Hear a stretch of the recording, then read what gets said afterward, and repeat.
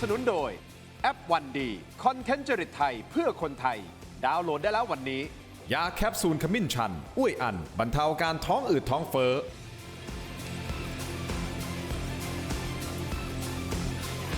สวัสดีครับตอนรับทุกท่านเข้าสู่รายการถกไม่เถียงครับประเด็นที่ผมจะถกวันนี้นะฮะเป็นหนึ่งประเด็นที่คุณผู้ชมหลายท่านนะฮะคอมเมนต์เข้ามาใน YouTube ของเราใน Facebook นะครับบอกว่าอยากจะให้ถกไม่เถียงเนี่ยทำประเด็นนี้ก็คือประเด็น Land Bridge ครับคุณผู้ชมก็เป็นโครงการอภิมหาโครงการเป็นเมกะโปรเจกต์นะฮะที่ถูกปัดฝุ่นขึ้นมาตั้งแต่ยุคของคุณลุงตู่นะครับมาถึงยุคของเพื่อไทยและตอนนี้มาถึงยุคของภูมิใจไทยที่เป็นแกนนำรัฐบาลนะครับในการปัดฝุ่นเพื่อที่จะผลักดันโครงการนี้มูลค่าโครงการครับกว่า1 ล้านบาทเอากันตรงๆฮะตอนหาเสียงถามคุณผู้ชมครับได้ยินคำว่า Land Bridge บ้างไหมฮะหาเสียงล่าสุดนะฮะก่อนที่จะมีการเลือกตั้งเมื่อกุมภาพันธ์ที่ผ่านมาไม่มีนะฮะผมก็จัดรายการติดตามข่าวการเมืองพอสมควรก็ไม่เคยได้ยินคำนี้นะฮะ Land Bridge ไม่ได้มีการผลักดันโครงการนี้แต่ทำไมจู่ๆรัฐบาลชุดนี้ถึงผลักดันกันอย่างมากเหลือเกินประสานนะพลังกันในรัฐบาลผลักดันออกมามันมีอะไรซ่อนอยู่ข้างในหรือไม่อย่างไรรายละเอียดต่างๆคุณผู้ชมครับคงจะต้องศึกษาอย่างละเอียดเพราะมันมีรายละเอียดเยอะและผลกระทบเยอะแต่ในแง่เดียวกันก็อาจจะมีข้อดีผมเข้าใจแล้วครับความตั้งใจของทุกรัฐบาลเวลาออกโครงการอะไรก็แล้วแต่นะฮะก็หวังเพื่อประโยชน์ของประเทศชาติแต่ก็ต้องมาชั่งน้ำหนักกันระหว่างประโยชน์ที่จะได้รับกับข้อเสียที่มันอาจจะเกิดขึ้นถ้ามาแมทช์กันเนี่ยมันต้องไปทางไหนดีเมกะโปรเจกต์เดี๋ยวผมจะอธิบายนะฮะว่าตกลงมันคืออะไรยังไงกันแน่นะครับคุณผู้ชมเพื่อให้คุณผู้ชมได้เข้าใจใครที่ยังไม่เข้าใจ Land Bridge วันนี้จะพยายามอธิบายให้แบบเข้าใจง่ายๆคุณผู้ชมครับอาจารย์วรนัยวณิชกะทิ้งระเบิดลูกใหญ่ไว้ใน X ฮะท่านโพสต์หลายข้อเลยนะครับหนึ่งในข้อนั้นคือผลักดันกันจังไอ้ Land Bridge เนี่ยเพราะว่ากว้านซื้อที่ดินรอไว้หมดแล้วใช่หรือไม่ตั้งแต่ระนองยันชุมพรใครซื้อเกี่ยวโยงกับใครไปถามกรมที่ดินเอาก็น่าจะได้คำตอบหรือเปล่า นี่หนึ่งในหลายๆข้อนะคุณผู้ชมครับแล้วเขาบอกว่าไอ้ Land Bridge เนี่ยสามารถที่จะประหยัดระยะเวลาในการอ้อมเรือไปทางช่องแคบมะละกาตัดผ่านประเทศไทยตรงนี้ไปเลยเนี่ยมันจะประหยัดได้ถึงประมาณ 4-5 วันแต่เดี๋ยวก่อนครับผู้เชี่ยวชาญบางท่านก็บอกนะฮะเดี๋ยวนะคุณจะต้องยกตู้คอนเทนเนอร์ออกจากเรือลงท่าหนึ่งแล้วก็นั่งรถไฟไปประมาณ90 กิโลเมตรไปอีกท่าหนึ่งแล้วค่อยยกตู้ขึ้นเรืออีกท่าหนึ่งเฮ้ยตรงนี้ไปมาเนี่ยมันอาจจะไม่ได้ประหยัดเวลาอาจจะเพิ่มเวลาซะด้วยซ้ำนะครับผลโพลคุณผู้ชมคนใต้เห็นด้วยกับโครงการ Land Bridge นะฮะส่วนใหญ่ที่เขาไปทำผลสำรวจมานะครับแต่มีความเข้าใจเกี่ยวกับโครงการนี้เพียงเล็กน้อยฟังดูย้อนแย้งยังไงก็ไม่รู้นะครับไม่เป็นไรเพราะว่ามีตัวแทนคนใต้นั่งอยู่ตรงนี้1 คนแล้วนะครับคุณผู้ชมต้อนรับกันเลยนะครับแกนนำคณะหลอมรวมประชาชนคุณตู่จตุพรพรหมพันธ์ครับสวัสดีครับสวัสดีครับแน่นอนเจ้าของโพสต์ที่สะเทือน X นะฮะคุณผู้ชมกับการตั้งคำถามว่าใครได้ประโยชน์จาก Land Bridge นะครับอาจารย์พิเศษมหาวิทยาลัยธรรมศาสตร์วิชาการสื่อสารทางการเมืองนะครับอาจารย์โก้วรนัยวณิชกะครับสวัสดีครับขอบคุณทั้งสองท่านที่ให้เกียรติรายการถกไม่เถียงครับอย่างนี้ผมอธิบายเอาแบบง่ายๆและสรุปรวมเลยนะว่าไอ้ Land Bridge มันคืออะไรมันคือสะพานเขาเรียกว่าเป็นสะพานเศรษฐกิจนะฮะคุณผู้ชมครับระนองชุมพรถูกต้องไหมระนองนี่คืออันดามันชุมพรคืออ่าวไทยก่อนที่จะมี Land Bridge นี่นะเรือที่มาจากยุโรปอะไรก็แล้วแต่เนี่ยลงมาต้องไปผ่านช่องแคบมะละกาด้านล่างใช่ไหมที่คุมโดยมาเลเซียสิงคโปร์กับอินโดนีเซียตรงนี้นะครับเพื่อที่จะผ่านแล้วก็ไปทางด้านของแปซิฟิกถูกต้องไหมครับเราก็เลยมีแนวคิดว่าเฮ้ยแทนที่มันจะลงข้างล่างไปช่องแคบมะละกาเนี่ยที่ต้องผ่านมาเลเซียสิงคโปร์อินโดนีเซียใช่ไหมคุณตู่อาจารย์โก้เราก็เลยคิดว่าเฮ้ยถ้าอย่างนี้เราก็ตัดผ่านเลยดิตัดผ่านจากระนองไปที่ชุมพรแต่ไม่ต้องทำอะไรนะคือสร้างเป็นทางด่วนและทางรถไฟเชื่อมกันระหว่าง2 จังหวัดฝั่งของระนองเราก็ทำท่าเรือน้ำลึกให้เรือใหญ่ๆมาจอดได้พอมาจอดเสร็จปุ๊บทำอะไรฮะยกตู้คอนเทนเนอร์ออกจากเรือคุณผู้ชมคิดภาพตามนะพอจอดเสร็จปุ๊บยกตู้ออกจากเรือทีละตู้ลงบนรถไฟแล้วให้รถไฟนี่แหละวิ่งจากระนองไปชุมพรระยะทางประมาณสัก90 กิโลเมตรพ พอวิ่งไปถึงชุมพรเสร็จปุ๊บก็ค่อยไปยกตู้ออกจากรถไฟแล้วมาเรียงต่อกับเรืออีกฝั่งหนึ่งคุณผู้ชมฟังไม่ผิดครับขั้นตอนมันเป็นอย่างนี้ และไอ้เรือที่มันรับฝั่งไอ้ชุมพรก็ขับต่อไป หรือทางกลับกันก็คือมาจากชุมพรแล้วไปต่อระนองเหมือนกัน ความหมายคือเขากำลังมองว่าไอ้ตรงนี้นี่แหละจะเป็นจุดยุทธศาสตร์ที่ทำให้เรือเนี่ยไม่จำเป็นต้องไปผ่านช่องแคบมัลลากาอีกต่อไป หรือใช้น้อยลงแล้วมันใช้เราเยอะขึ้น มันคือมูลค่ามหาศาลเศรษฐกิจมหาศาลจะอยู่ตรงนี้ ไม่ต้องไปติดที่เนี่ยตามภาพเนี่ยเห็นไหมไปติดที่ช่องแคบมัลลากาไม่ต้องแล้วผ่านประเทศไทยไปเลย แต่คุณผู้ชมฟังไม่ผิดครับขั้นตอนคือมันจะต้อง ยกตู้คอนเทนเนอร์ออกจากเรือเนี่ยหนึ่งชั้นก่อนลงรถไฟขับไปอีกฝั่งหนึ่งแล้วก็ค่อยยกจากรถไฟขึ้นเรืออีกฝั่งหนึ่งคุณตู่จตุพรครับเอาง่ายๆเรือคอนเทนเนอร์เรือใหญ่ๆที่เขาบรรทุกคอนเทนเนอร์มาเรือลำหนึ่งมันมีกี่ตู้ฮะ 20,000 คุณผู้ชมฟังไม่ผิดอาจารย์ ครับผม ถึง เรือ 24,000ก็มี 20,000 ถึง 24,000 ตู้นะฮะ รถไฟขบวนหนึ่งได้ถึง100โบกี้ได้ทัก100 ตู้ไหม1 ขบวนอะ อ่ะ เรือ1 ลำอาจจะใช้200 ขบวนก็ได้ นี่แค่ลำเดียวนะ ครับผม แล้วช่องแคบมัลลากาทุกวันเนี่ยที่เขากำลังขับผ่านอยู่เนี่ยต่อปีหนึ่งอ่ะประมาณสัก 90,000 หรือแสนลำอ่ะต่อปีนะต่อปีนะฮะที่เขาขับผ่านเนี่ยเขาก็เลยบอกว่านี่แหละแลนด์บริดจ์ตรงนี้แหละ มันจะช่วยประหยัด มากกว่าลงช่องแคบมัลลากา อันนี้พอเห็นภาพใช่ไหมครับว่าแลนด์บริดจ์คืออะไร อาจารย์โก้ ครับผม อาจารย์โก้โพสต์แบบดุเดือดมากบน X ครับผม เห็นด้วยไม่เห็นด้วยฮะเอางี้ดีกว่าแลนด์บริดจ์ส่วนตัวเลยฮะส่วนตัว ส่วนตัวไม่เห็นด้วยกับแลนบริดจ์แต่อยากจะพิจารณาคลองไทย แต่คลองไทยเก็บไว้ก่อน ไว้คุยที่หลังนะครับ โอเค แต่แลนบริดจ์แต่อยากจะอธิบายเหตุผลก่อนว่าทำไมไม่เห็นด้วย สิ่งแรกที่เราต้องเข้าใจมันไม่ใช่ประเด็นแค่ธุรกิจเศรษฐกิจ มันคือประเด็นของภูมิรัฐศาสตร์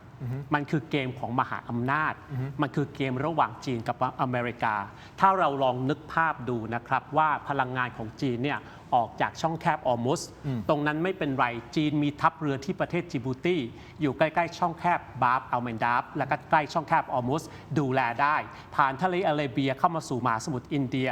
ผ่านศรีลังกาจีนมีท่าเรือที่ศรีลังกาท่าเรือที่สามารถเปลี่ยนแปลงเป็นทัพเรือได้เสมอ ปลอดภัยดูแลได้ ทีนี้ผ่านตรงนั้นไปแล้วและต้องมาเข้าสู่ช่องแคบมาลากาช่องแคบมาลากาที่สิงคโปร์มีฐานทัพเรือแชงจีฐานทัพเรือแชงจีมีทัพเรือสหรัฐอยู่ตรงนั้น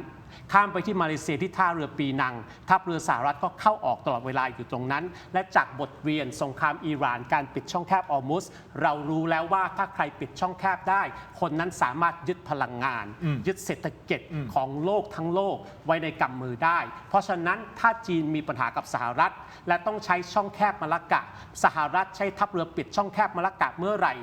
จีนแย่เมื่อนั้นพลังงานไปไม่ถึง เพราะฉะนั้นจะแก้เกมยังไงไม่ต้องเข้าช่องแคบครับมาขึ้นตรงอันดามัน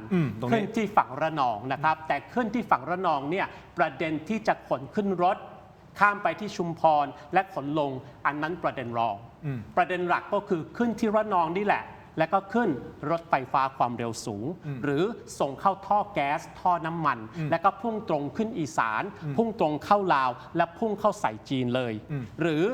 ประเด็นรองก็คือมาลงที่ชุมพรนะครับจีนมีทัพเรือที่ฐานทัพรีมที่กัมพูชาคอยดูแลได้ และก็ดูแลเข้าทะเลจีนใต้ไป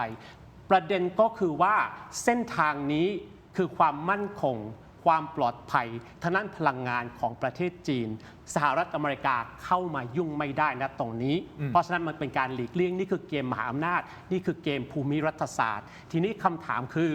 ประเทศไทยเราควรจะอยู่ตรงไหนของเกมนี้นะครับอันนี้เดี๋ยวเราคุยกันต่อได้เดี๋ยวให้คุณจตุพรพูดต่อคุณจตุพรทำไมถึงช่วงนี้ฮะถึงว่าทางรัฐบาลนี่ออกมาผลักดันโครงการนี้อันนี้อาจารย์โก้มองในมุมมองของอาจารย์โก้นะว่าจริงๆมันคือเกมของภูมิรัฐศาสตร์คุณตู่มองยังไงคือความเป็นจริงเนี่ยถ้าประเทศไทยตัดสินใจตั้งแต่เริ่มคิดครั้งแรกสมัยสมเด็จพระนารายณ์เนี่ยคือเราคิดครั้งแรกเนี่ยครับโครงการขุดคลองคอคอดกลาสมัยอเจ้านี่เป็นร้อยปีแล้วโอ้นะครับจนกระทั่งมาสมัยรัชกาลที่1รัชกาลที่4อังกฤษก็ลองขุดแล้วแต่ก็ยอมจำนนไปแล้วก็หลังจากนั้นมันเกิดเรื่องราวมากมายหลังสงครามโลกครั้งที่2บอกว่าถ้าไทยจะขุดเนี่ยต้องให้อังกฤษให้ความเห็นชอบก่อน แต่การที่ไม่ยอมขุดคลองเนี่ยความมั่งคั่งก็ไปอยู่ที่สิงคโปร์ ครับ นะครับตลอดระยะเวลานี่ครับเราก็จะถูกอ้างเรื่องความมั่นคง เรื่องการแบ่งแยกดินแดนบ้างถ้าการแบ่งแยกดินแดนนะครับแยกกันเป็นพื้นที่ได้เนี่ยอินโดนีเซียคงจะมีเป็นหมื่นประเทศฟิลิปปินส์อาจจะ 8,000 ประเทศ ครับ ดังนั้นเนี่ยนะครับพอมาตัดสินใจทำเรื่องแลนบริดจ์แลนบริดจ์ก็คือมี 4 อย่างนะครับมีถนนธรรมดาถนนหลวง ครับ มีมอเตอร์เวย์ อ่าฮะ นะครับมีรถไฟรางคู่ อ่าฮะ รางขนาด 1.435 ครับ ซึ่งไม่ได้เป็นของใหม่ของเรานะสมัยรัชกาลที่ 5 เริ่มต้นเราราง 1.435 นะครับ ตอนหลังมาเป็นเม็ดเพราะประเทศใต้อาณานิคมมันรอบข้างเนี่ยนะครับเจ้าอาณานิคมเนี่ยมันไม่ให้ราง 1.435 เป็นขี้ข้าให้รางเม็ดหนึ่งแต่ว่าเพื่อนบ้านเรามันเม็ดเราต้องเม็ดตาม ทีนี้เนี่ยนะครับต่อมาคือระบบท่อภายในประเทศนะครับของปตทนะครับของโรงกลั่นก็เดินเป็นหยักย่ายแมงมุมกันแทบจะครบอยู่แล้ว ครับ นะครับไม่ได้มีอะไรตื่นเต้นเรื่องท่อเลย ทีนี้เนี่ยครับก่อนหน้านี้เนี่ยสมัยรัฐบาลพลเอกชาติชายจุนวัน Southern Seaboard ซัตเทนซีบอล นะครับก็แปลว่าเนี่ยนะครับก็คือหมายความภาคใต้ไม่เห็นทะเลคนไปแปลอย่างนั้นนะก็จากเนี่ยครับจากกระบี่ไปสุราษฎร์จากสุราษฎร์ไปกระบี่อันดามันอ่าวไทยแปซิฟิกอินเดียเนี่ยนะครับถามว่าเวิร์กไหมไม่เวิร์กนะครับเวลานี้เนี่ยครับมีพื้นที่ที่เวรคืนเกาะกลางกว้างใหญ่ไพศาลไม่ได้ใช้ประโยชน์อะไรเลย แนวความคิดสองฝั่งทะเล วันนี้ก็เพิ่มเพียงแค่อะไรเพิ่มแค่รถไฟนะครับแล้วก็ท่อนะซึ่งก็ไม่ได้มีอะไรที่ไปตื่นเต้นตื่นตาตื่นใจรถก็ไม่ได้แน่นอะไรเนี่ยนะครับจากกระบี่สุราษฎร์เนี่ยทีนี้ระหว่างชุมพรระนองท่าเรือสองฝั่งมีอยู่แล้วเนี่ยนะครับคือแทบจะเหงาก็แล้วกันนะคือถ้ามีเฉพาะ4อย่างนี้ขาดคลองไปเนี่ย ครับ ไปสู้อะไรเขาไม่ได้เลยนะครับเหตุที่สิงคโปร์เนี่ยนะครับเขาสนับสนุนประเทศไทยเนี่ยที่รัฐมนตรีเนี่ยนะครับมายืนการสนับสนุนโครงการแลนบริดจ์นะเพราะมันต้องการสนับสนุนคนที่โง่กว่ามันประเทศที่โง่กว่าเขา เอางั้นเลยเหรอ ก็จริง เอาพูด ก่อนหน้านี้ไง ถ้ามีคลองดิสิงคโปร์ตาย มันก็คิดเหมือนเราคิดนะครับเอาตู้คอนเทนเนอร์ขึ้นตู้คอนเทนเนอร์ลงก็บ้าแล้วนะครับก่อนหน้านี้เห็นไหมภูเก็ตไปทำโรงงานถลุงไอ้แทนทารัมครับ ท้ายที่สุดเนี่ยนะครับก็จะทำให้เมืองท่องเที่ยวมันพังไงท้ายสุดท้ายประชาชนมาประท้วงจนกระทั่งเผาโรงงาน ครับ หรือว่าโครงการแปลกๆไปสนับสนุนโครงการเลี้ยงหมูที่ภูเก็ตให้ขี้หมูมันเหม็นและนักท่องเที่ยวมันจะหายใช่ไหมคือสารพัดเนี่ยนะครับที่ทำลายแล้วจุดหลักเนี่ยครับที่พยายามจะปลุกกันตลอด คือการแบ่งแยกดินแดน วันนี้เนี่ยนะครับเราลองดูว่าการขุดคลองเนี่ยนะครับเราเทคโนโลยีปัจจุบันเนี่ยมันไกลกว่านี่ครับคลองสุเอตคลองปานามานี่มันจะมีไฮเทคเลยคือคลองณปัจจุบันถึงไหนจะทำทั้งทีเนี่ยก็ทำไปเสียในคราวเดียวกันเนี่ยก็คือเนี่ยนะครับก็คือทำคลองทำถนนทำรางรถไฟ คือ ทำท่อ คุณตู่กำลังจะบอกว่าไอ้แลนบริดจ์จะทำเถอะแต่ต้องให้ครบ ต้องให้ครบ ไม่ใช่คำแค่รางถนน เท่านั้น ท่อ ไม่พอไม่พอ ไม่มี ท่อ อะไรตื่นเต้นมีอยู่แล้ว ถนนก็ ต้องมี ยู่แว คลองด้วย ต้องมีคลองจุดหลักมันคือคลอง สิงคโปร์เขากลัวคลอง ที่เขามาสนับสนุนคนโง่ประเทศโง่ไงโอ้ดีสนับสนุนเขาเนี่ยนะครับเดือดร้อนที่สุดถ้าเราขุดคลอง แต่คลองปัจจุบันเนี่ยครับก็กลัวเรื่องดินแดน ก็ไม่ต้องขุดวางบนดินยกนะครับเพราะฉะนั้นเนี่ยครับโลกเทคโนโลยีมันไปไกลแล้ว แต่ที่สำคัญที่น่ากลัวที่สุดนะ คือ เรื่องที่ดินไงในสมัยรัฐบาลนะครับที่หลักคิดมาตั้งแต่สมัยยุคพลเอกประยุทธ์ ฮะ ต่อถึงยุคคุณเศรษฐาเนี่ย ครับ พูดเรื่องอะไรเรื่องที่ดินจำนวนเท่าไหร่300,000 ได้ อ่าฮะ นะครับตอนแรกก็บอก50 ปีแล้วยังไงต่อได้อีก49รวมเป็น99 ปี300,000 ไร่99 ปีเนี่ยครับทางออก2ฝั่งมหาสมุทร2ฝั่งทะเลเนี่ยมันคือรัฐซ้อนรัฐนะเพราะไอ้คนที่มาลงทุนเนี่ยครับลำพังแค่แลนด์บริดจ์ไม่มีคลองเนี่ยมันก็กินข้าวกันทุกคนนะมันก็ต้องรู้ว่าโครงการนี้ยังไงก็ไม่เวิร์ก แสดงว่าเอางี้ถ้าเรื่องคลองเดี๋ยวอาจารย์โก้ก็มองเห็นตรงกันเรื่องของคลองนะเอาตัดคลองออกไปก่อนเอาแค่แลนบริดจ์ที่เราคุยกันณตอนเนี้ยที่ผมอธิบายตั้งแต่ตอนต้นนะเอาแค่ตรงนี้ก่อนอันนี้ไม่เวิร์กแน่นอน ไม่เวิร์ก ต่อให้จะศึกษามายังไง50 ปี99มันก็ไม่คุ้ม ก็ล้าหลังกว่าสมัยสมเด็จพระนารายณ์ โอเค ผมจะบอกให้ว่ามันเวิร์กแต่เวิร์กสำหรับใครเวิร์กสำหรับจีน เพราะอย่างที่ว่ามันคือภูมิรัฐศาสตร์ของเขา โอเค มันเป็นยุทธศาสตร์ของเขาใช่ไหมครับเขาจะได้มีความปลอดภัยความมั่นคงทางด้านพลังงานของเขา และก็เวิร์กสำหรับกลุ่มคนที่ไปกว้านซื้อที่ดินตรงนั้นมาหมดแล้ว มันจะเวิร์กมากๆเพราะเขาก็จะทำรายได้มากๆแต่มันจะเวิร์กสำหรับประเทศ มันจะทำกำไรให้ประเทศหรือไม่นั่นอีกเรื่องหนึ่งนะครับเพราะประเด็นปัญหาอย่างที่คุณตู่พูดว่าสิงคโปร์มองเราว่าโง่ผมไม่ได้พูดนะ คุณตู่พูดคือประเด็นก็คือว่าการที่จะต้องยกขึ้นยกลงใช่ไหมครับจีนยอมทำได้ เพราะว่ามันเป็นยุทธศาสตร์ของเขา แต่คำถามก็คือว่าญี่ปุ่นเกาหลีใต้ไต้หวันและอื่น ที่ ๆ จะมานั่งยกขึ้นยกลงยกขึ้นยกลงทำไม เสียเวลาเสียเงินทำไมไม่ผ่านช็อกแค่มาลาก้าไปล่ะ เพราะฉะนั้นสิงคโปร์เขาก็รู้ คุณก็ทำแลนด์บริดจ์ไปดิ ที่เหลือเขาก็ไปทางเดิม มีแต่จีนเท่านั้นที่จะใช้ และก็ไม่ใช้ทุกจีนด้วย บางจีนก็ต้องมาทางนี้ด้วย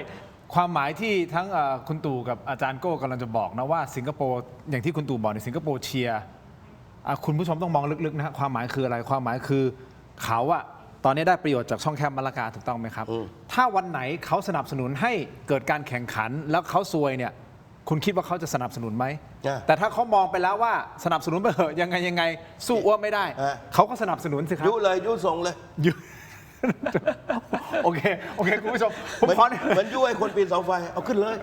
ไม่มีไฟหรอก คุณผู้ชมผมขออนุญาตพักสักครู่สั้นๆนิดเดียวนะฮะที่อาจารย์โก้บอกว่าคนที่จะได้ประโยชน์อีกหนึ่งกลุ่มก็คือคนที่ไปกว้านซื้อที่ดินแถวนั้นคำถามก็คือ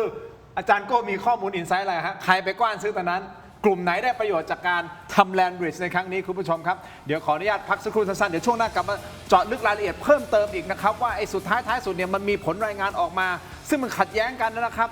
สนค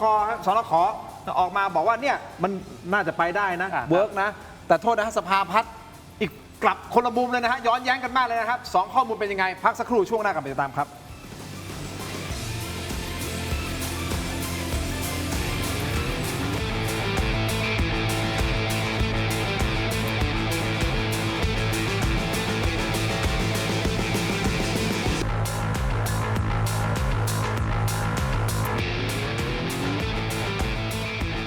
กลับมาต่อนะครับถกไปเถียงในช่วงนี้นะฮะคุณผู้ชมครับยังอยู่กับอาจารย์โก้นะฮะอาจารย์วรนัยนะครับรวมถึงคุณตู่จตุพรนะครับนี่เข้าประเด็นเลยอาจารย์โก้เขียนใน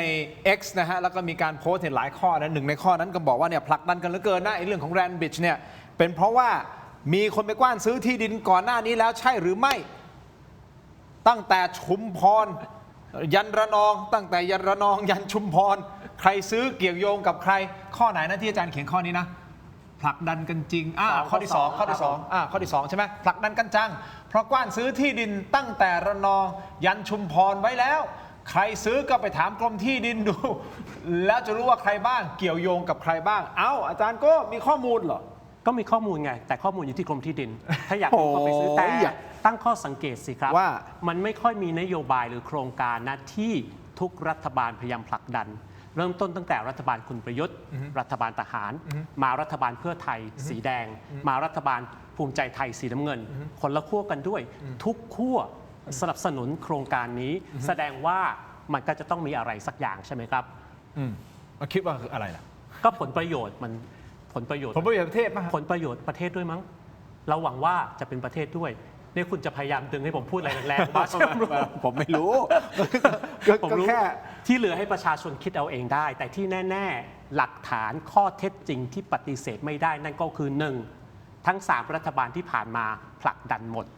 โอเคงั้นอาจารย์โอเค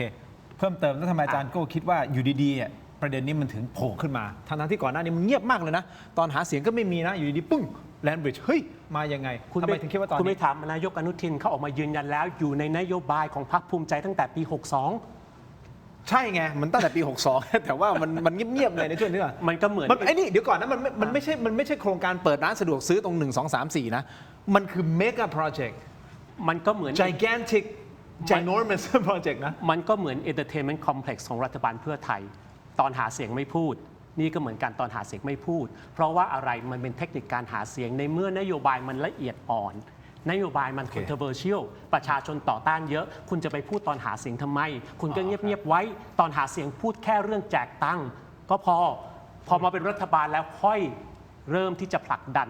ทำในสิ่งที่มันยากมันมีข้อโต้แย้งโอเค คุณตู่เห็นด้วยกับข้อนี้ไหมฮะแล้วคุณตู่ยังไม่ตอบผมนะว่าทำไมรัฐบาลชุดนี้เขาถึงอยู่ดีๆผลักดันโครงการนี้ก็ทำให้คนไทยได้คิดกันนะ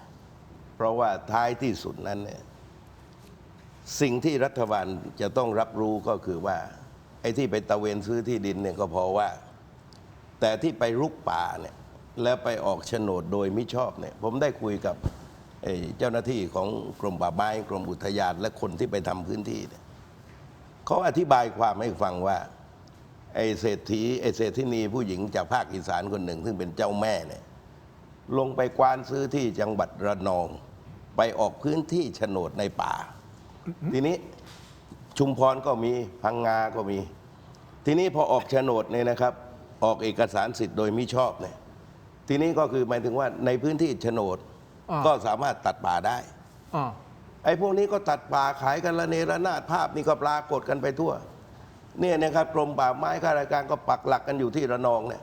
ไอ้เส้นทางแลนปลิดไอ้ซื้อนี่หนักแล้วนะไอ้เก่งกำไรเนี่ยไอ้ที่รุกป่านี่คือความหายนะของชาติทีนี้ถามว่านี่นะครับว่าทำไมเรื่องนี้พอคิดแล้วนี่เขาต้องตั้งหลักเหมือนกันนะให้เวลาทางรองนายกเอกนิติไปศึกษา90 วันคือคนใต้ณขณะนี้เนี่ยเขาเห็นด้วยโดยที่ยังไม่รู้นะคนบ้านผมนี่ก็น่ารักเหมือนกันวัดใจแต่ว่าถ้ารู้ล่ะเพราะนี่นะครับอย่างไรก็ตามนะเรื่องภูมิรัฐศาสตร์มันก็ยังเป็นเรื่องเล็กอยู่เพราะนี่นะครับเราสิงคโปร์เนี่ยวันนี้เนี่ย F35 เนี่ยมาเช่าแผ่นดินไทยในการจอดในการฝึกบินนะแล้ว2 ชาติที่ใช้ F35 ได้ก็คือสิงคโปร์และประเทศผู้ผลิตคือสหรัฐอเมริกาอยู่ในบ้านเมืองไทยขึ้นถ้าขึ้นในแผ่นดินเราก็กดเราได้ทันทีเหมือนกันนะทีนี้กรณีเรื่องการขุดคลองเนี่ยเข้าสภานี่แทบไม่เคยผ่านหรอกเพราะนี่นะครับพอทำท่าจะลงมติก็มีคนออกแรงผมว่าณวันนี้เนี่ยนะครับเราต้องคิดเพื่อประเทศของเราบ้างอย่าคิดที่จะเป็นขี้ข้ามหาอำนาจไม่ว่าจะอเมริกาหรือจะเป็นจีนก็ตามไทยต้องเป็นไทยแล้วเอาผลประโยชน์ของชาติเป็นหลักนะครับของเราในทัพละมุอเมริกาก็คิดจะใช้นะครับอุทภเปาก็คิดใช้แล้วเราอยู่ใกล้จีนเนี่ยนะครับมีสถานกงสุลที่เชียงใหม่เป็นภัยคุกคามเนี่ยกับจีนเนี่ยเวลาจะเดือดร้อนเนี่ยเรานี่เดือดร้อนนะเพราะฉะนั้นการวางตนวางตัวของไทยเนี่ยจะต้องไม่ฝักใฝ่ชาติใดชาติหนึ่งนะครับจะต้องยึดความเป็นชาติตรงนี้เนี่ยผมยังยืนยันรัฐบาลว่าถ้าคุณต้องการจะพลิกโฉมต้องใส่คลองเข้าไปถ้าไม่มีคลองอย่าได้ริไปทำนะครับเพราะมันไม่คุ้มได้เดี๋ยวผมขยายเพิ่มเติมหายนะแล้วเราต้องแลกกับดินแดน300,000 ไร่จากการเวรคืนเนี่ยแล้วเสร็จแล้วมันมีรัฐซ้อนรัฐเกิดขึ้นมาเนี่ยคนที่มาลงทุนมันหวังทีเดียวก็คือเรื่องที่ดินทางออก2 ฝั่งทะเลนะครับใครจะประเทศไหนมันจะหาได้เฉพาะพื้นที่ภาคใต้แต่ถ้ามันมีคลองขึ้นมาเนี่ยมันคุ้มค่าไม่มีคลองอย่าได้ริไปทำโอเคอันนี้เรื่องของคลองนี่คือเป็นอีกหนึ่งประเด็นที่ผมจะขยายเพิ่มเติมนะฮะแต่ผมขออนุญาตกลับมาที่ประเด็นเรื่องของเศรษฐีนีจากภาคอีสานไปกว้านซื้อที่ดินนี่เขารู้ตัวกันเสียด้วยครับแต่เพียงยังดำเนินคดีกันไปไม่ถึงไอ้นี่ข้าราชการมานั่งเล่าผมฟังในคนลงพื้นที่เดี๋ยวความหมายคือไปซื้อที่ดินแล้วก็ออกโฉนดโดยไม่ชอบไปซื้อป่าออกไปซื้อโฉนดออกเป็นโฉนดได้ด้วยแล้วพอเป็นโฉนดเสร็จปุ๊บอ้าวโอเคตัดต้นไม้ในพื้นที่ป่าไอ้ต้นไม้คือมันมีโฉนดแล้วนี่ก็เป็นที่ของฉันก็ตัดต้นไม้ได้ต่อไปก็จะเป็นที่โล่งแล้วก็อยู่แนวแลนด์บริดจ์แสดงว่าเขาต้องรู้ข้อมูลก่อนนะว่าไอ้แลนด์บริดจ์จะต้องมาตรงนี้ก็รู้ใครก็รู้กันทั้งบ้านทั้งเมืองก็อย่างที่ผมว่าไง เขาเตรียมไว้แล้วแต่เจ้าหน้าที่เขาไปดำเนินคดีอยู่นะต้องในแฟร์นะกรมป่าไม้นี่ครับลงไปปักหลักกันที่นั่นก็แล้วกันนะโอ้โหอันนี้ข้อมูลนี้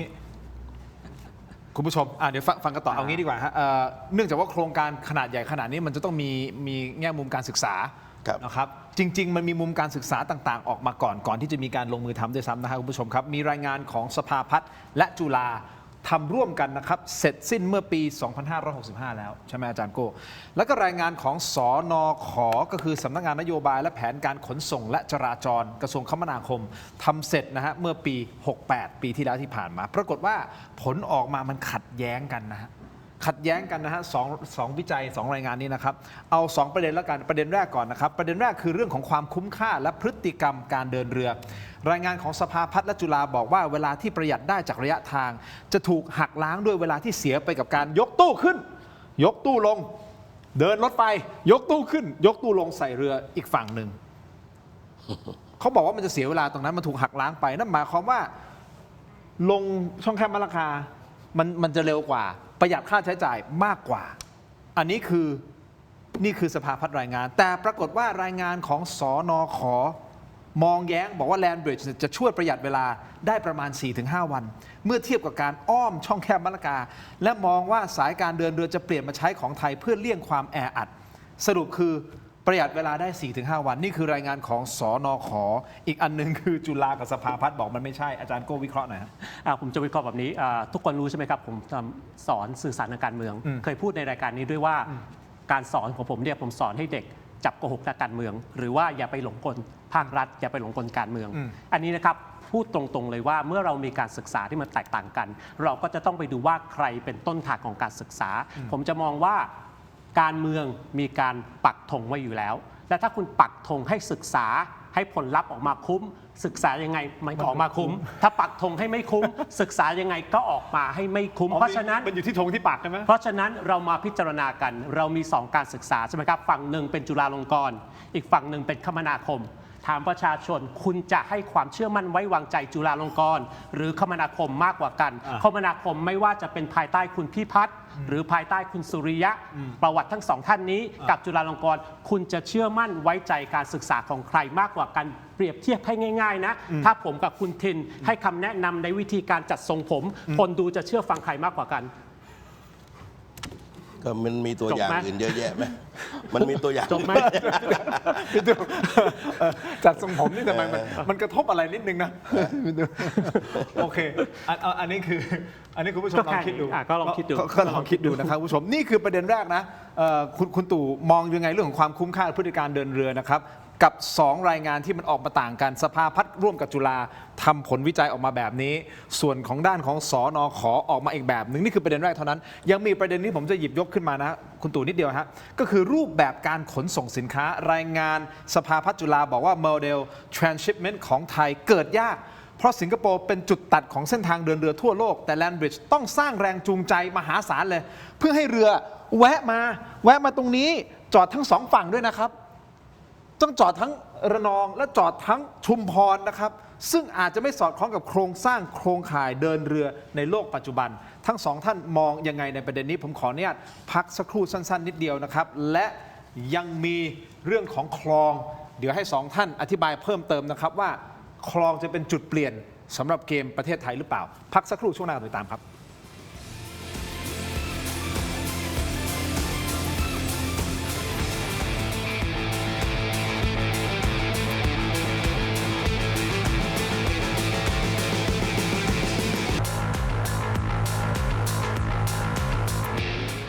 สนับสนุนโดยยาท่าน้ำขาวหารคู่ 49 บาทฝาสีฟ้ามีตัวยาฟีนิลซาลิซิเลตเครื่องปรับอากาศ Star Air ร้อนแค่ไหนก็เอาอยู่ กลับมาต่อครับคุณผู้ชมอยู่กับคุณตู่จตุพรแล้วก็อาจารย์โก้วรนัยนะครับคุณผู้ชมพี่ตู่เอาเข้าประเด็นเรื่องของที่มีการศึกษาออกมานะฮะกับ2 หน่วยงานอันแรกก็คือรายงานของสภาพัฒน์และจุฬาทำร่วมกันนะครับก็ทำศึกษาเกี่ยวกับเรื่องของแลนบริดจ์เนี่ยตั้งแต่ปี 65 แล้วส่วนสนข.ก็คือสำนักงานนโยบายและแผนการขนส่งและจราจรกระทรวงคมนาคมทำเสร็จเมื่อปีที่แล้วผลออกมามันแตกต่างกันนะครับประเด็นแรกอันที่อาจารย์โก้พูดไปแล้วนะครับก็คือเรื่องของเรือนะฮะที่จะต้องมาจอดกับที่ท่าถูกต้องไหมฮะแล้วก็ขนย้ายกับเรือที่มันต้องอ้อมด้านล่างไปช่องแคบมะละกาสรุปสุดท้ายเนี่ยทั้งสองรายงานต่างกันเขาบอกว่าอันนึงประหยัดเวลากว่าอีกอันนึงบอกไม่ใช่ไม่ได้ประหยัดเวลากว่ามันเสียเวลากว่าเพราะต้องยกคอนเทนเนอร์ขึ้นลงพี่ตู่มองว่าตกลงจะเชื่อใครดีครับคือผมว่าเราเชื่อตัวเองก็ยังได้เลย ก็นั่งดูก็ออกนี่นะครับเราดูว่าหลักๆก็คือเรื่องที่ต้องใช้ประมาณคือการถมทะเลทั้ง2 ฝั่งนะครับที่เพิ่มเข้าไปและระยะที่เป็นท่าเรือแต่ว่านี่นะครับความแออัดของมะละกาเนี่ยกับการมาต่อแถวเพื่อยกตู้คอนเทนเนอร์ขึ้นลงเนี่ยไอ้ไหนมันจะโกลาหลมากกว่ากันเห็นไหมแล้วเวลาเรือเนี่ยครับมันล็อกมันอะไรมันตรงอยู่แล้วการขยับอะไรแต่ละอย่างสิ่งของเนี่ยมันเป็นปัญหาและนี่นะครับที่สำคัญความนิยมขณะนี้มันเงียบกริบคือถ้าคนมันเก็ตก็ตั้งแต่สมัยพลเอกประยุทธ์สมัยคุณเศรษฐามันจบไปแล้ว ไอ้เรื่องแลนด์บริดจ์เพราะทุกคนก็นั่งคิดกันออกเพราะฉะนั้นเนี่ยครับทางการไทยเองเนี่ยก็ต้องรู้ว่าที่ผ่านมาสิงคโปร์เนี่ยเขาเป็นชาติที่ไม่เห็นด้วยกับการขุดคลองคอคอดกระและเขาใช้วิธีเนี่ยนะครับผ่านคนไทยมาต่อต้านมาคัดค้านเนี่ยกันเป็นหลักแต่จนกระทั่งปัจจุบันนี้เนี่ยนะครับถ้าเรายังเดินในสิ่งเนี่ยที่จะพูดง่ายๆว่าไม่ได้สร้างอนาคต แต่จะสร้างปัญหาเหมือนโครงการโฮปเวลในขณะชื่อแห่งความหวังแล้วนะยังทำแบบไม่เสร็จไปเซ็นสัญญาวันเกิดของรัฐมนตรีเราก็มีตอม่อเนี่ยนะครับแล้วก็ไม่มีปัญญาที่จะรื้อออกด้วยประจานกันอยู่ทุกวันเนี้ยอ้าวคุณตู่มองว่าถ้าแลนบริดจ์ทำจะเป็นอย่างนี้เหรอจะเป็นอนุสาวรีย์ของความหายนะอย่างนี้เหรอครับก็เซาเทิร์นซีบอร์ดก็ถนนก็เห็นอยู่นะครับก็เวรคืนพื้นที่เกาะกลางใหญ่โตก็ถนนเนี่ยนะครับคนยังใช้ไม่ถนนยังโล่งเลยเอาแล้ววันนี้เนี่ยนะครับเมื่อบอกอยู่แล้วว่านะครับว่าไอ้เรื่องระบบท่อเนี่ยมันไม่จำเป็นต้องแลนด์บริดจ์หรอกท่อเนี่ยมันไปทั่วประเทศไทยอยู่แล้วต่อนิดเดียวก็ได้เอาท่าเรือตรงไหนเรื่องน้ำมันเนี่ยครับนะครับมันผ่านไปจุดไหนก็ได้เพราะระบบท่อนี่ทำกันทั้งประเทศอยู่แล้วแต่ว่าหลักนี่นะครับคือผมมองไม่เห็นว่ามันจะไปสู้ไปเปลี่ยนแปลงภูมิรัฐศาสตร์ทางเศรษฐกิจของโลกได้ยังไงจูงใจให้คนมาใช้ไม่ได้เลยเหรอครับเพราะว่าสนขออภัยสนขเนี่ยบอกว่าเราสามารถที่จะสร้างแรงจูงใจเป็นศูนย์กลางการถ่ายสินค้าระดับโลกเหมือนสิงคโปร์ได้โดยอ้างว่าเทคโนโลยีสมัยใหม่จะทำให้การยกขนสินค้าทำได้รวดเร็วมากก็นี่ไง 20,000 ตู้เอา 20,000 ตู้เอารถไฟเนี่ยนะครับต่อ1เรือเนี่ย100 ถึง 200 ขบวนอย่างนี้ไหวเอาเห็นไหมทีนี้เนี่ยนะครับกับการเพิ่มอย่างที่ผมบอกว่าถ้าไม่เพิ่มคลองอย่าคิดต่ำเสียเวลาเปล่านะครับเสียไปเวรคืนพื้นที่นะครับเพราะว่าไอ้ถนนไอ้เชื่อมเนี่ยเหมือนเราไปถ้าชุมพรระนองแยกปฐมพรเนี่ยก็เชื่อมกันอยู่แล้ว ก็ยังไปได้ปกติถนนก็ว่าผมไม่เคยเห็นว่าจะติดสักครั้งเดียวครับนะครับแต่ว่าอย่างไรก็ตามนั้นเนี่ยไอ้ที่ไอ้300,000 ไร่ต่างหากอันนี้มากกว่าไอ้ตรงนี้คือชนวนไอ้นี่ภูมิรัฐศาสตร์ไม่ว่ายกให้ชาติไหนเนี่ยสร้างความชิบหายกับประเทศไทยแทบทั้งสิ้นใช้คำนี้เลยก็99 ปียิ่งกว่าฮ่องกงซะอีกนะฮ่องกงมันเป็นเกาะไอ้นี่2 ฝั่งทะเลนะครับสมมุติว่ามันยอมไปจ่ายค่าโง่ไอ้แลนไอ้ตรงไอ้สร้างแลนปิดแต่ว่าไอ้ที่300,000 ไร่เนี่ย2 ฝั่งทะเลจะหาที่ไหนในโลกไอ้นั่นเลยนะครับคือความอันตรายของชาติวันนี้เนี่ยครับชาติที่ไปรุกเรื่องที่ดินเนี่ยนะครับซื้อที่ดินคืบคลานกันมาเนี่ยและประเทศไทยยังไม่หือไม่อือเนี่ยแต่ว่าในนั้นระดับเกาะระดับอำเภอ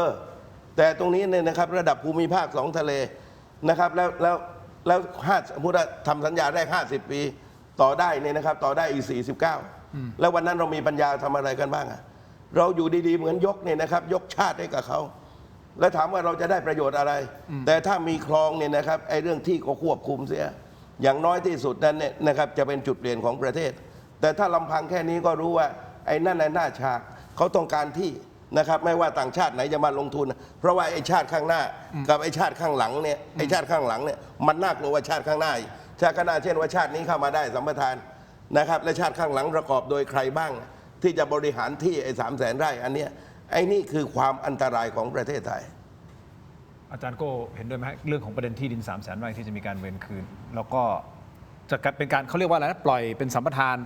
99 ปีแล้วกันเพราะมันคือ50 ปีบวก49 ปีคือสิ่งที่น่าเป็นห่วงถ้าเราจะทำเรื่องนี้จริงถ้าเราจะทำ land bridge จริงไม่ว่าที่ดินไม่ว่าอะไรก็แล้วแต่ผมมองว่าจะต้องคนไทยเป็นเจ้าของ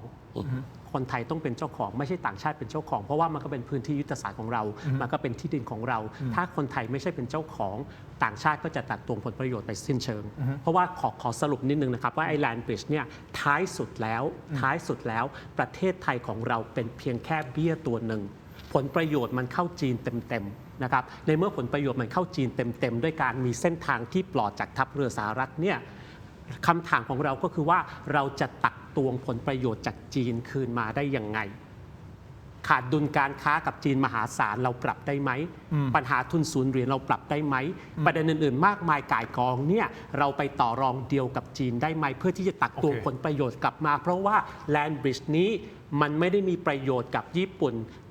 เกาหลีไต้หวันหรืออะไรสักอย่างมันเป็นประโยชน์ต่อจีนล้วนๆเพราะฉะนั้นนี่คือประเด็นที่ผมอยากจะให้ทางรัฐบาลพิจารณาแล้วก็เดียวมาให้ได้เพราะว่านี่คือเส้นทางสายใหม่ของจีนยุทธศาสตร์ของจีนเท่านั้นเอง คืออาจารย์ก็ไม่ได้ติดที่เราจะทำแต่เราต้องได้ประโยชน์สูงสุดถูกต้องไหมไม่ใช่ในลักษณะแบบนี้ที่มองไปแล้วรู้สึกว่าเราจะเสียประโยชน์หลายด้านเลย พูดว่าไม่ติดที่จะทำไม่ได้ พูดว่าถ้าจะทำ ถ้าจะทำโอเค ห้ามไม่ได้ หยุดไม่ได้ถ้าจะทำก็ควรที่จะทำให้ผลประโยชน์มันหวนคืนเข้ากลับสู่เรา ไม่ใช่ผลประโยชน์เข้าแต่จีนกับกลุ่มคนที่กว้านซื้อที่ดินแถวนั้นไว้แล้ว ให้ผลประโยชน์มันเข้าสู่ประเทศโดยรวม เข้าสู่ประชาชนโดยรวม เพราะฉะนั้นมิติธุรกิจเศรษฐกิจอื่นๆ เราต้องเจรจามาเป็นแพ็กเกจ คุณผู้ชมครับยังมีเรื่องของคลองอยู่นะทั้งสองท่านก็มองเห็นตรงกันว่า ถ้าทำเป็นคลองเนี่ยมีโอกาสที่จะได้ประโยชน์กับประเทศชาติมากกว่าใช่ไหมพี่ตู่แป๊บนึงเดี๋ยวแป๊บนึงนะคลองเดี๋ยวจะพูดนะฮะแต่ก็มีคนบอกว่าเฮ้ยถ้าคุณทำคลองเนี่ยถ้าคุณแบ่งแยกดินแดนไปเลย เพราะว่าไอ้คลองข้อกาดที่เราเคยพูดกันมันอย่างยาวนานเนี่ยก็ถูกตีตกตลอดถูกต้องไหมครับแล้วถ้าสมมติทั้งสองท่านเห็นว่าถ้าทำเป็นคลองเนี่ยมันดีกว่านะอ้าวแล้วทั้งสองท่านจะตอบคำถามยังไงฮะว่านี่ไม่เป็นการแบ่งแยกดินแดนคุณผู้ชมสแกน QR Code ตอนนี้นะครับไปที่เทเลดิจิทัลใน YouTube นะครับ Facebook ถกไม่เถียงด้วยนะครับเดี๋ยวเราไปต่อกันในออนไลน์นะครับถามว่า Land Bridge มันมีข้อดีไหมมันมีข้อดีเดี๋ยวมาฟังกันต่อในเรื่องของข้อดีของLand Bridge ในออนไลน์คุณผู้ชมไปตอนนี้นะฮะส่วนทางทีวีนะครับขอบคุณทั้งสองท่านก่อนนะฮะเจอกันในออนไลน์ถกไม่เถียงครับ สวัสดีครับ ขอณลาไปก่อนครับเจอกันในถกไม่เถียงครับออนไลน์สวัสดีครับ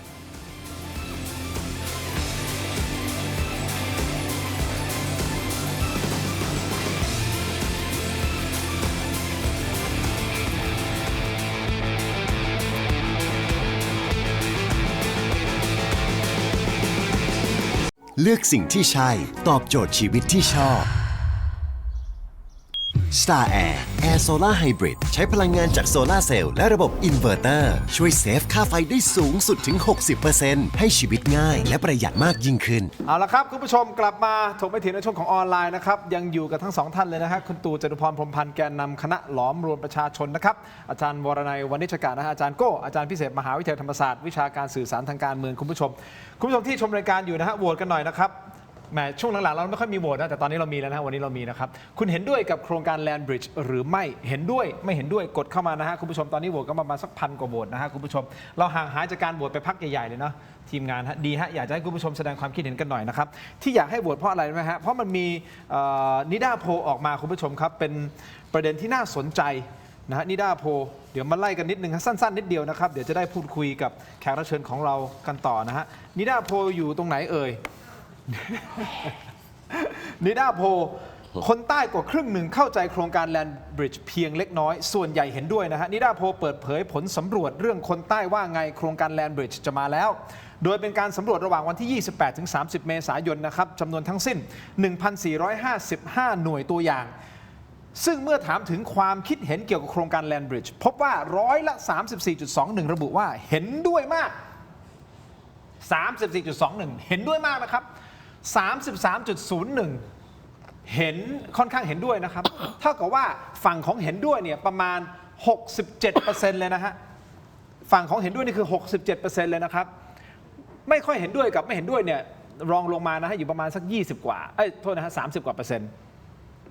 แต่มันก็มีคำถามกันขึ้นมานะครับว่าที่เห็นด้วยมากอะครับเหล่านี้ฮะทั้งหมดเนี่ยตัวอย่าง1,000 กว่าตัวอย่างเนี่ยปรากฏไปถามว่าคุณเข้าใจ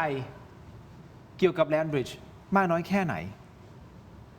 มีไหมเนี่ยโครงการ Land Bridge จะมาแล้วการเคยได้ยินและความเข้าใจของคนใต้เกี่ยวกับโครงการ Land Bridge เนี่ยมีมากน้อยแค่ไหน 54.43% บอกเคยได้ยินแต่เข้าใจเพียงเล็กน้อยพี่ตุ้มเ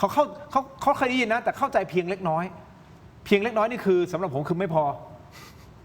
เพราะมันเพียงเล็กน้อยไง26.67% บอกว่าเคยได้ยินและพอจะเข้าใจบ้างนะพอจะเข้าใจนะพี่ตู่อาจารย์โก้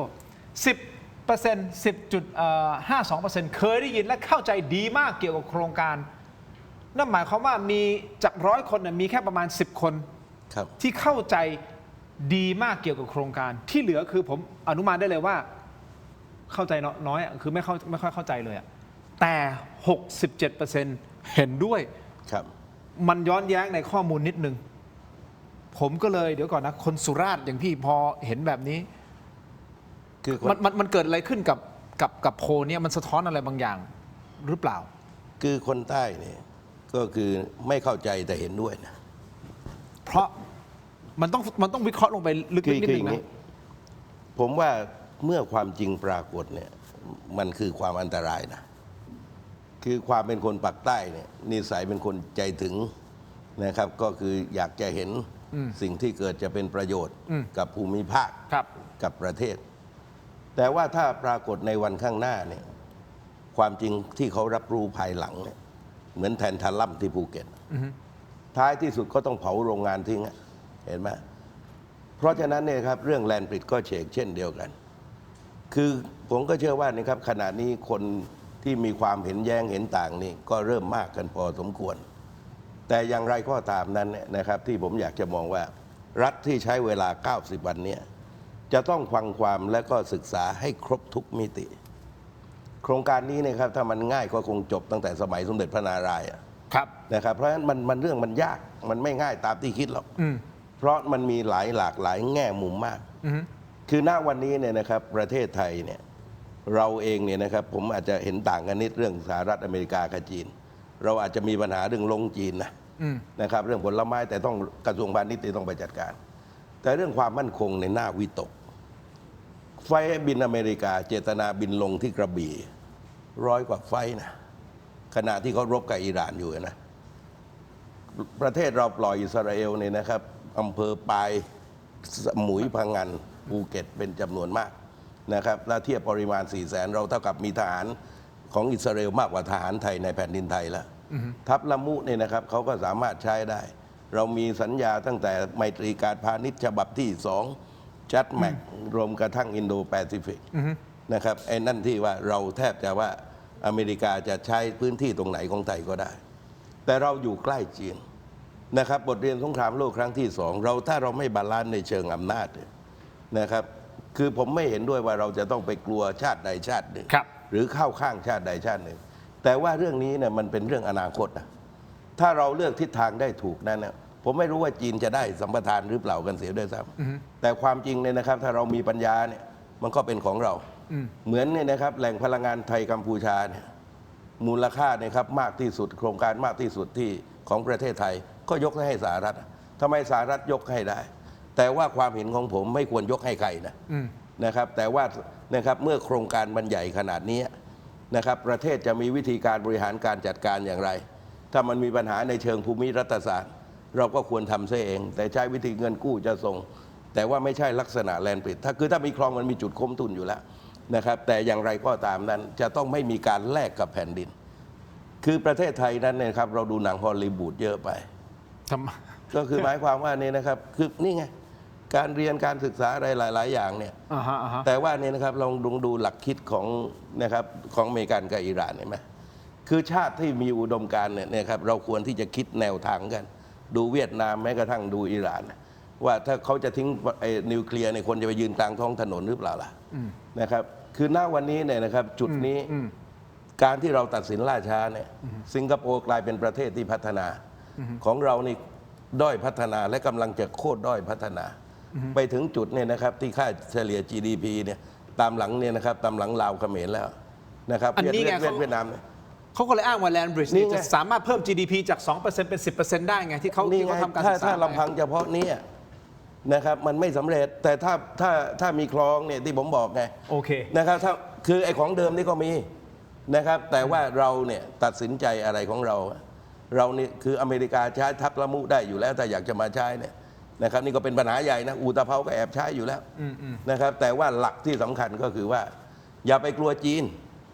นะครับและควรเนี่ยนะครับถ้าจะระมัดระวังเรายิ่งจะต้องสร้างบาลานซ์เพราะนี่นะครับถ้าเราปล่อยอเมริกาเพ่นพ่านในเราชาติเดียวเนี่ยเราอยู่ใกล้จีนนะกงสุลเชียงใหม่เรายอมให้เขาขนาดที่ว่าเวลาเขาซัดมาเนี่ยนะครับเขาซัดที่เชียงใหม่เขาไม่ได้ซัดไปที่อเมริกานะคือผมอยากให้บาลานซ์ในเชิงอำนาจคือผมเนี่ยนะครับขนาดฟาดฟันกันเนี่ยนะสถานทูตใดสถานทูตหนึ่งนะครับบางสถานทูตที่เป็นคู่กรณีชวนผมเนี่ยผมบอกไม่ได้ผมจุดยืนแบบนี้นะครับเพราะฉะนั้นผมอยากให้เห็นว่าในกรณีนี้เนี่ยไม่อยากให้มองในเชิงว่าเป็นเรื่องจีนเรื่องสหรัฐเพราะไอ้คนที่จะเอาเนี่ยนะครับไอแลนด์บริดจ์นะครับมันจะเป็นอีกชาติหนึ่งหน้าฉากหลังฉากกลายเป็นอีกชาติแสดงว่ามองว่าคนที่จะมาพัฒนาโครงการอาจจะไม่ใช่จีนถูกต้องโอเคนะครับเพราะว่านะครับก็เห็นในชาติก่อนหน้านี้เนี่ย นะครับสมัยยุคเนี่ยนะครับยุคพลเอกประยุทธ์ต่อยุคก่อนหลังจากนั้นเนี่ยยังไม่ได้ยินจีนเขาพูดเรื่องคลองแต่ว่าถ้าเราทำครบถ้วนเนี่ยนะครับทำทุกอย่างเลยนะครับและสร้างในคราวเดียวกัน และขณะเดียวกันนั้นก็ล็อกในการครอบครองในกฎเกณฑ์กติกาอะไรก็แล้วแต่เนี่ยนะครับที่ไม่ให้การมาสร้างรัฐซ้อนรัฐ ไม่ และ เสีย ค แผ่ น นดิน ไทยคนไทยเป็นพลเมืองชั้นสองไอ้นี่น่ากลัวมากกว่าอีกนะครับแลนด์บริดจ์ถ้ามันมีที่ซุกที่เนี่ย โอเค นะครับมันหนักยิ่งกว่าขุดคลองแบ่งซะอีกนะ โอเคอาจารย์ก็มองไงประเด็นของคนที่จะมาลงทุนตอนแรกไอ้ที่อาจารย์ก็บอกให้เนี่ยมันคือผลประโยชน์ของจีนถูกต้องไหมครับเขาจะได้ประโยชน์สูงสุดอย่าเรียกว่าผลประโยชน์เขาจะได้ประโยชน์สูงสุดจากตรงนี้ ครับ นั่นหมายความว่าเราก็จะมองว่าไอ้คนที่จะมาลงทุนแลนด์บริดจ์จริงๆเนี่ยไอ้ละ1 ล้านบาทเนี่ยน่าจะเป็นจีนมากกว่าประเทศอื่นๆแต่คุณตู่มอง ก็ยังไม่รู้ใคร ยังไม่รู้ว่าใครอ่ะ คือณตอนนี้ก็คือว่าการพยายามที่จะไปชักชวนเอกชนมาลงทุนคุณเศรษฐาทำตั้งแต่ตอนเป็นนายกแล้ว เพียงแต่ว่ายังชักชวนใครไม่ได้ ณตอนนี้ถามว่าจะไปชักชวนใครได้บ้าง มันคงยากโดยเฉพาะเศรษฐกิจโลกเป็นแบบนี้นะครับสุดท้ายแล้วผมว่ามันก็ไม่พ้นกู้จากประเทศจีนนี่แหละ สุดท้ายจะไปจบตรงนั้น กู้จากบริกนี่แหละ เพราะว่าจีนเป็นผู้เดียวที่มีเงินที่จะให้กู้และจะยินยอมปล่อยให้กู้ เพราะฉะนั้นถ้าหาเอกชนมาลงทุนไม่ได้ก็จะไปตรงนั้น แต่ถ้าเอกชนลงทุนได้ก่อนก็อีกเรื่องหนึ่งแต่เอกชนตรงนั้นมาจากไหนเป็นใครตอนนี้เราก็ไม่มีใครรู้ แต่เงินมันจะต้องมาจากไหนสักแห่ง คือขณะที่เรายอมอเมริกาทุกเรื่องในจีนเนี่ยเรามาตั้งเงื่อนไขเห็นไหมคือเราไม่ควรจะยอมใครนะเห็นไหมคือความเป็นไทยเนี่ยคือผมกลัวกองเชียร์สหรัฐนะจะลากศึกเข้ามาในบ้านเรานะครับแล้วก็เห็นนะครับสุดท้ายเวลามีเรื่องตอนสงครามเวียดนามเวลามันทิ้งไทยนี่ทุเรศที่สุดนะเวียดนามมาประชิดนะแล้วแต่ถ้าจีนไม่ไปเปิดศึกสงครามสั่งสอนเปิดศึกที่ชายแดนเวียดนามนะครับตอนนั้นลูกผู้นำเขาตายด้วยนะเห็นไหมเขาแลกให้กับประเทศไทยคือผมอยากให้เห็นว่าวันนี้บทเรียนเรื่องสงครามเวียดนามในไทยก็ต้องนึกเหมือนกัน ครับ นะครับว่าเวลาที่เขาจะทิ้งเนี่ยนะครับเขาไม่หันหลังกันเสียด้วยซ้ำดังนั้นเนี่ยนะครับอะไรก็ตามที่มันบาลานซ์กันเนี่ย ครับ คือผมก็มองเห็นว่านี่นะครับโครงการนี้ถึงขนาดคือถ้ามันไม่ครบเครื่องไปกู้นี่ผมว่าไม่มีใครกล้าทำอ่ะ โอเค แต่ว่ายกเว้นว่านี่นะครับไอ้ขุดคลองเพิ่มเข้ามาเนี่ยนะครับมันจะเป็นจุดของการแข่งขัน และของเดิมเขามีเติมคลองเข้าไปนะครับ โอเค และขนาดเดียวกันนั้นเนี่ยนะครับไอ้พื้นที่ป่าก็ต้องจัดการนะไอ้ที่รุกป่าอะไรกันทั้งหลายก็ต้องทำให้เห็นกันนะครับแต่ว่าหลักคิดของเราเนี่ยต้องไม่อิงกับมหาอำนาจชาติใดชาติหนึ่ง โอเค นะครับเพราะไอ้ที่ทำปัจจุบันเนี่ยมันหนักอยู่แล้ว อาจารย์ก็เสริมตรงนี้แล้วเดี๋ยวผมจะถามเรื่องของคลองต่อเลยเพราะอาจารย์ เดี๋ยวไปคลองต่อเลยก็คือผมเห็นด้วยกับคุณจตุพรมันต้องบาลานซ์ทีนี้ไอ้แลนด์บริดจ์เนี่ยมันเข้าทางจีนมากเกินไปบาลานซ์คืออะไรบาลานซ์ก็คือคลองนี่แหละการขุดคลอง โอเค เริ่มต้นมันเป็นภูมิปัญญาชาวไทยอยู่แล้วตั้งแต่สมัยพระนารายณ์ใช่ไหมครับและสิ่งที่สำคัญก็คือว่าทุกชาติบนโลกใบนี้เข้าใจว่ามันสำคัญขนาดไหนเพราะว่าหลังสงครามโลกครั้งที่ 2 อังกฤษบังคับให้เราเซ็นสัญญาห้ามขุดคลอง เพราะอะไรเพราะสมัยนั้นอังกฤษสิงคโปร์มาเลเซียเป็นอาณานิคมของอังกฤษอยู่อังกฤษได้ประโยชน์จากการเดินเรือผ่านช่องแคบมาลักกะเพราะฉะนั้นเขาถึงให้เราเซ็นสัญญาเขารู้ว่ามันสำคัญขนาดไหน เพราะฉะนั้นถ้าเรามาขุดคลองณตอนนี้นะครับมันคืออะไรประการแรกต้องบอกเลยเม็ดเงินลงทุนการกระทบต่อสิ่งแวดล้อม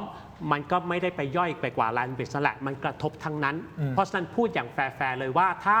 นักอนุรักษ์สิ่งแวดล้อมบอกว่าไม่ทำมันจะกระทบสิ่งแวดล้อมก็โอเคไม่ทำทำอะไรได้ผมไม่ใช่เจ้าของโครงการและสมมุติว่าถ้าอีกฝั่งหนึ่งพูดว่าห้ามทำขุดคลองแล้วดินแดนภาคใต้เนี่ยอันวาอิบราฮิมจะยกทัพมาเลเซียมายึด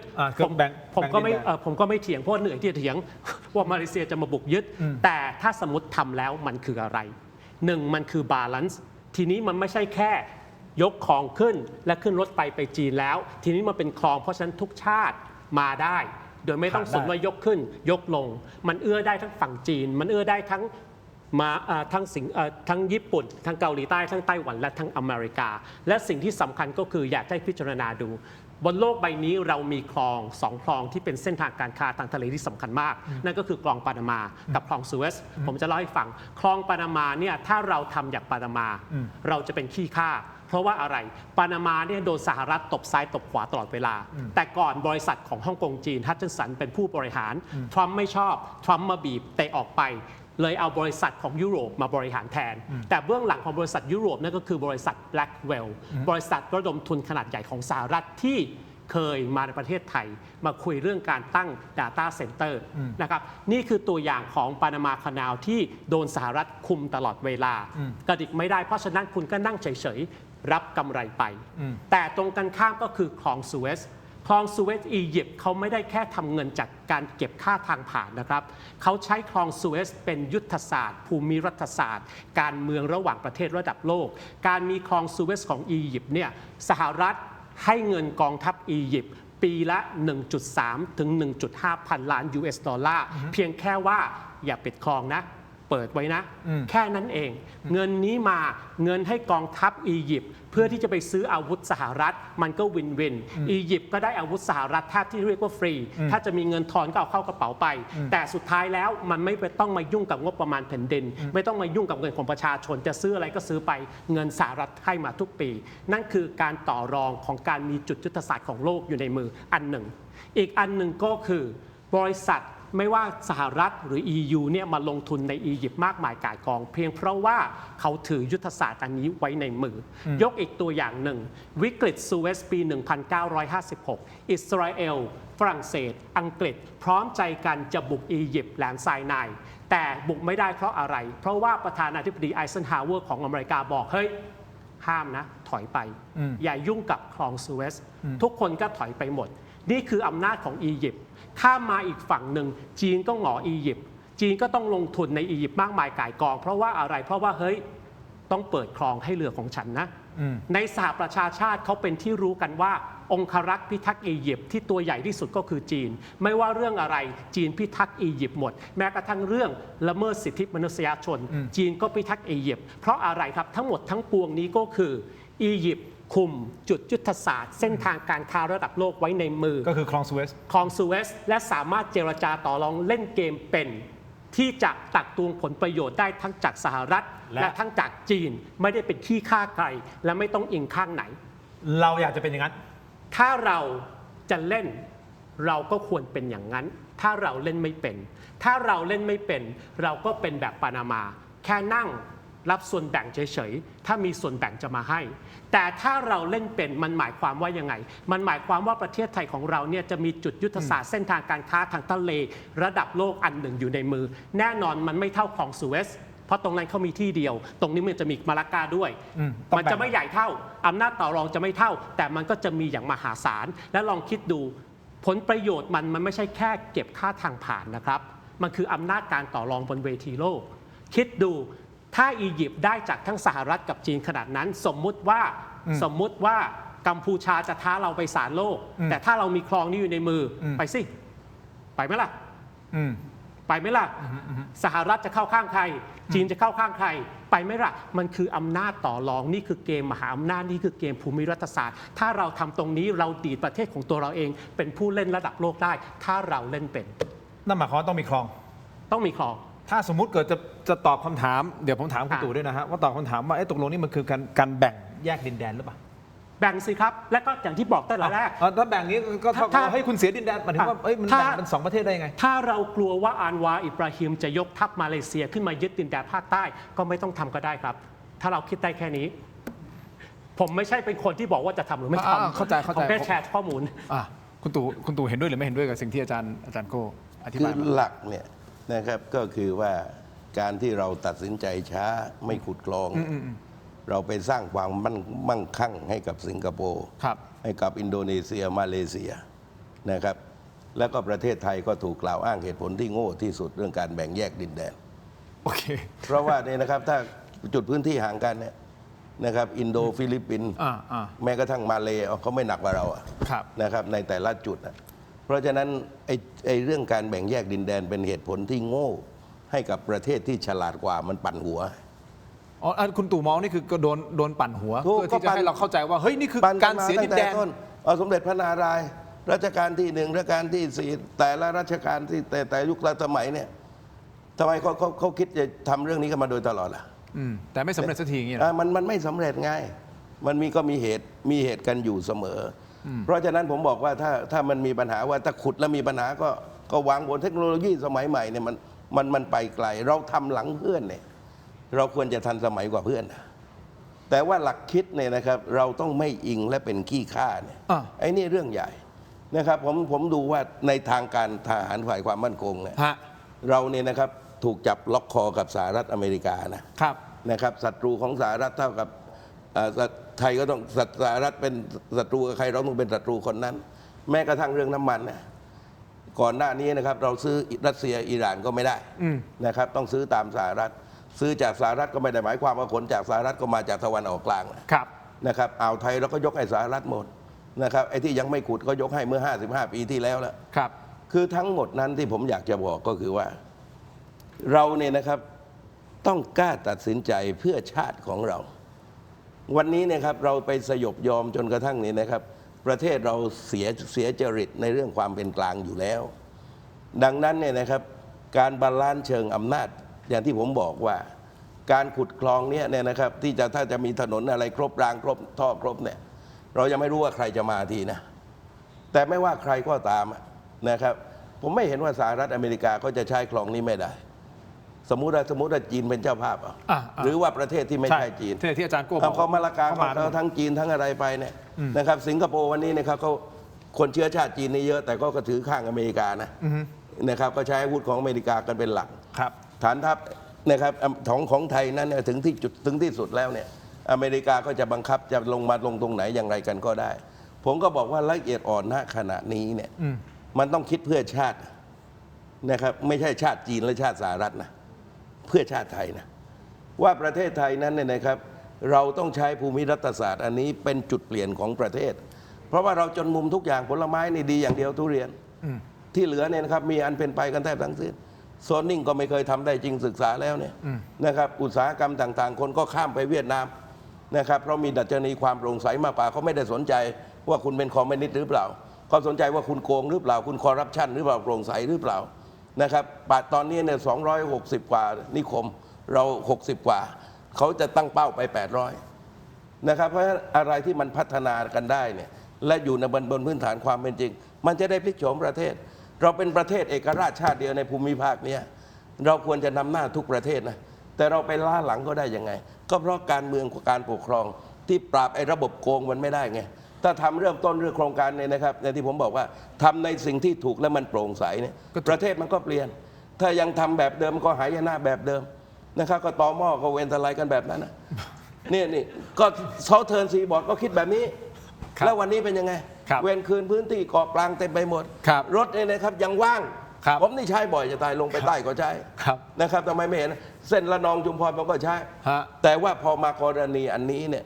นะครับถ้าทำแค่นี้อย่าไปทำถ้าเพิ่มคลองเนี่ยผมเอาด้วยต้องมีคลองคุณผู้ชมอย่างนี้นะฮะอันนี้อาจารย์เสริมใช่ไหมอยากจะเสริมถ้ามีเวลาให้เสริมผมมีอยู่แล้วอยากฟังเสริมพูดได้ทั้งคืนนะพูดได้ทั้งคืนเดี๋ยวผมจะไปประเด็นคุณพิพัฒน์ที่ตัดสินใจไม่ลงพื้นที่ไปดูโครงการแลนด์บริดจ์แล้วมีการตั้งนะฮะท่านเอกนิติมาเป็นประธานการศึกษาคณะกรรมการศึกษา90 วันมันมีนัยการเมืองตรงนี้เพราะคุณหมายศิริกัญญาบอกอันเนี้ยเป็นตราประทับที่บอกว่านี่ไงศึกษาแล้วมีเครดิตไงท่านเอกนิติมีเครดิตใช่ไหมปุ๊บเสร็จปุ๊บต้องทำต้องเดินหน้าเดี๋ยวจะมาไล่เรียงกันนะคุณผู้ชมครับแต่มันมีคนไปล่ารายชื่อแล้วละครับสุดท้ายอาจารย์โก้บอกว่าผมได้แสดงความคิดเห็นอย่างเดียวสุดท้ายถ้าเขาจะทำก็ต้องทำนึกออกว่าถ้าเขาไม่ทำก็ไม่ทำแต่มีประชาชนที่จะไปร่วมกันล่ารายชื่อ50,000 รายชื่อเพื่อที่จะหยุดไม่ให้ทำมันทำได้หรือเปล่าหยุดได้จริงๆหรือเปล่าเดี๋ยวถามคุณตู่นะอาจารย์โก้เชิญขอต่อยอดเรื่องคลองเนี่ยผมเห็นด้วยกับคุณตู่อย่างมากก็คือเราต้องเข้าใจกันก่อนนะครับว่าประเทศไทยเนี่ยในน้ำมีปลาในนามีข้าวแล้วเราอยู่ในจุดยุทธศาสตร์ที่ดีมากและคนไทยไม่แพ้ชาติใดแต่เรามักจะแพ้ตัวเราเองเรามักจะแพ้ตัวเราเองเรื่องคลองเนี่ยคือเราต้องเข้าใจด้วยว่าทุกความทะเยอทะยานมันมาพร้อมกับความเสี่ยงทุกสิ่งที่ได้มันมาพร้อมกับสิ่งที่เสียแต่ถ้าเราไม่ยอมทำอะไรเลยเราก็จะอยู่เฉยๆอยู่กับที่ซึ่งแปลว่าเราจะถอยหลังเพราะว่าโลกมันไปข้างหน้าเพราะฉะนั้นเราควรจะต้องทะเยอทะยานเราควรจะต้องเสี่ยงเราควรที่จะต้องใช้จุดยุทธศาสตร์ของเราเนี่ยมาเป็นผลประโยชน์สร้างศักยภาพให้กับประเทศดีตัวเราเองมาเป็นผู้เล่นระดับโลกดีตัวเราเองมาเป็นผู้เล่นที่ไม่ต้องเป็นขี้ข้าจีนไม่ต้องเป็นขี้ข้าสหรัฐไม่ต้องเป็นขี้ข้าใครก็แล้วแต่ดีตัวเราเองขึ้นมาเรามีหนทางที่จะทำตรงนี้เพราะฉะนั้นทะเยอทะยานไว้อย่าไปกลัวมันโอเคงี้นะฮะคุณผู้ชมอัปเดตข่าวกันนิดนึงนะฮะคุณพิพัฒน์รัชกิจประการนะครับท่านตัดสินใจไม่ลงพื้นที่ไปดูโครงการแลนด์บริดจ์ศุกร์นี้ตอนแรกท่านจะมีนะฮะมีคิวที่จะลงไปนะครับคุณผู้ชมครับลงพื้นที่ศุกร์นี้นะครับแต่ปรากฏว่าวันนี้เองนะฮะคุณพิพัฒน์ นะซึ่งเป็นรองนายกรัฐมนตรีและรัฐมนตรีว่าการกระทรวงคมนาคมให้สัมภาษณ์ว่าวันศุกร์นี้จะไม่ลงพื้นที่ไปดูโครงการแล้ว จะรอผลการศึกษากรอบ 90 วันของคณะกรรมการที่ท่านเอกนิติธรรมประภาสเป็นประธานฟังเสียงครับ ก็จากการที่ท่านนายกให้สัมภาษณ์เมื่อวานนี้นะครับทางท่านนายกให้ไปทำการศึกษาโดยให้ท่านรองเอกนิติเป็นประธานในการศึกษาตรงนี้ก็ให้เวลา 90 วันลงทำการศึกษาเพื่อความคุ้มค่าหรือไม่คุ้มค่าของการที่เราจะลงทุนซึ่งการที่เราจะลงทุนในส่วนนั้นเนี่ยก็เราอาจจะต้องทำการศึกษาใหม่ทั้งหมดว่ากระทบสิ่งแวดล้อมหรือเปล่าหรือกระทบในส่วนไหนบ้างและอะไรที่คิดว่าประเทศไทยเราควรจะได้รับครับใหม่ทั้งหมดอย่างเงี้ยแล้วมันจะใช้เวลานานขนาดไหนครับก็ทำการศึกษาซึ่งผลกระทบทั้งหมดนะครับซึ่งท่านนายกบอกแล้วให้เวลา 90 วันนะฮะซึ่งก็ในเมื่อท่านนายกมีข้อสั่งการก็ถือว่าทางท่านรองเอกนิติก็ต้องไปตั้งทีมขึ้นมาเพื่อทำการศึกษาก็รอให้ผลการศึกษาให้เรียบร้อยก็ฝากเพื่อนๆสื่อนะครับว่าวันที่ 8 ตัวผมเองคงไม่ได้ลงไปรอให้ผลการศึกษาของท่านรองเอกนิติให้เรียบร้อยนะครับถ้าผมลงไปตอนนี้มันก็อาจจะถูกก็ได้หรือผิดก็ได้เพราะฉะนั้นเลือกที่จะไม่ลงดีกว่าให้ผลการศึกษาออกมาก่อนนะครับกลายเป็นว่าคุณเอกนิติรับจบทุกอย่างทั้งหมดทางท่านเอกนิติหมดเลยก็คุณพิพัฒน์ก็ถือเผือกเย็นบ้างอย่าเอาแต่เผือกร้อนนะครับเพราะของคุณพิพัฒน์มีแต่เผือกร้อนทั้งนั้นนะทีนี้เนี่ยนะครับเอกนิติเนี่ยเนื่องจากว่าความที่เขาไม่ค่อยเป็นเป้าเขาไม่หวือหวาเนี่ยนะครับทีมเศรษฐกิจเขาไม่ได้หวือหวาแบบคุณสุภจีเนี่ยนะครับแล้วเขาก็อยู่ในกลไกข้าราชการมานานดังนั้น 90 วันนั้นเนี่ยถ้าเขาศึกษาไม่เสร็จเขาขยายได้ต่อแต่โครงการนี้เนี่ยนะครับผมเห็นต่างจากคุณหมายไม่ใครไปประทับตราอะไรกันไม่ได้หรอกคือคนเนี่ยประชาชนเนี่ยใน100 คนเนี่ยไม่เห็นด้วย10 คนก็เป็นปัญหาแล้วนะครับกับจำนวนประชากรที่นั่นครับดังนั้นเนี่ยนะครับมันต้องทำความเข้าใจทุกมิติต้องยอมรับความเป็นจริงว่านอกจากสิ่งแวดล้อมแล้วก็คือประชาชนนะที่ถูกเวรคืนออกไปนั่นนะในการโครงการใหญ่ๆของรัฐในอดีตไม่ว่าโครงการสร้างเขื่อนผ่านไป 3-40 ปีวันนี้ยังเรียกร้องเรื่องที่ทำกินที่รับปากกันไว้เลยนะครับกรณีนี้ก็เชกเช่นเดียวกันแล้วก็เป็นโครงการที่ใหญ่ผมก็ยังมองว่าเนี่ยนะครับต้องฟังความกันอย่างครบถ้วนนะครับคิดข้อดีข้อเสียผมก็เชื่อว่านี่ครับอย่างไรก็ตามถ้ามันโครงการเนี่ยนะครับถ้ามันมีเหตุผลที่ดีจริงนะครับเรื่องการพัฒนาประเทศนะครับใครก็ไปขัดขวางอะไรกันไม่ได้แต่ว่าถ้ามันไม่ใช่นะครับประชาชนก็คว่ำมาหลายกระดานเหมือนกันนะครับเพราะฉะนั้นเวลา 90 วันอันเนี้ยก็ควรทำความเข้าใจแต่อย่างที่ผมบอกว่ามัดมือชกมันไม่ง่ายกับสถานการณ์นี้นะครับแบบนี้มีหลายโครงการนะครับที่คิดว่านี่ครับว่าจัดการได้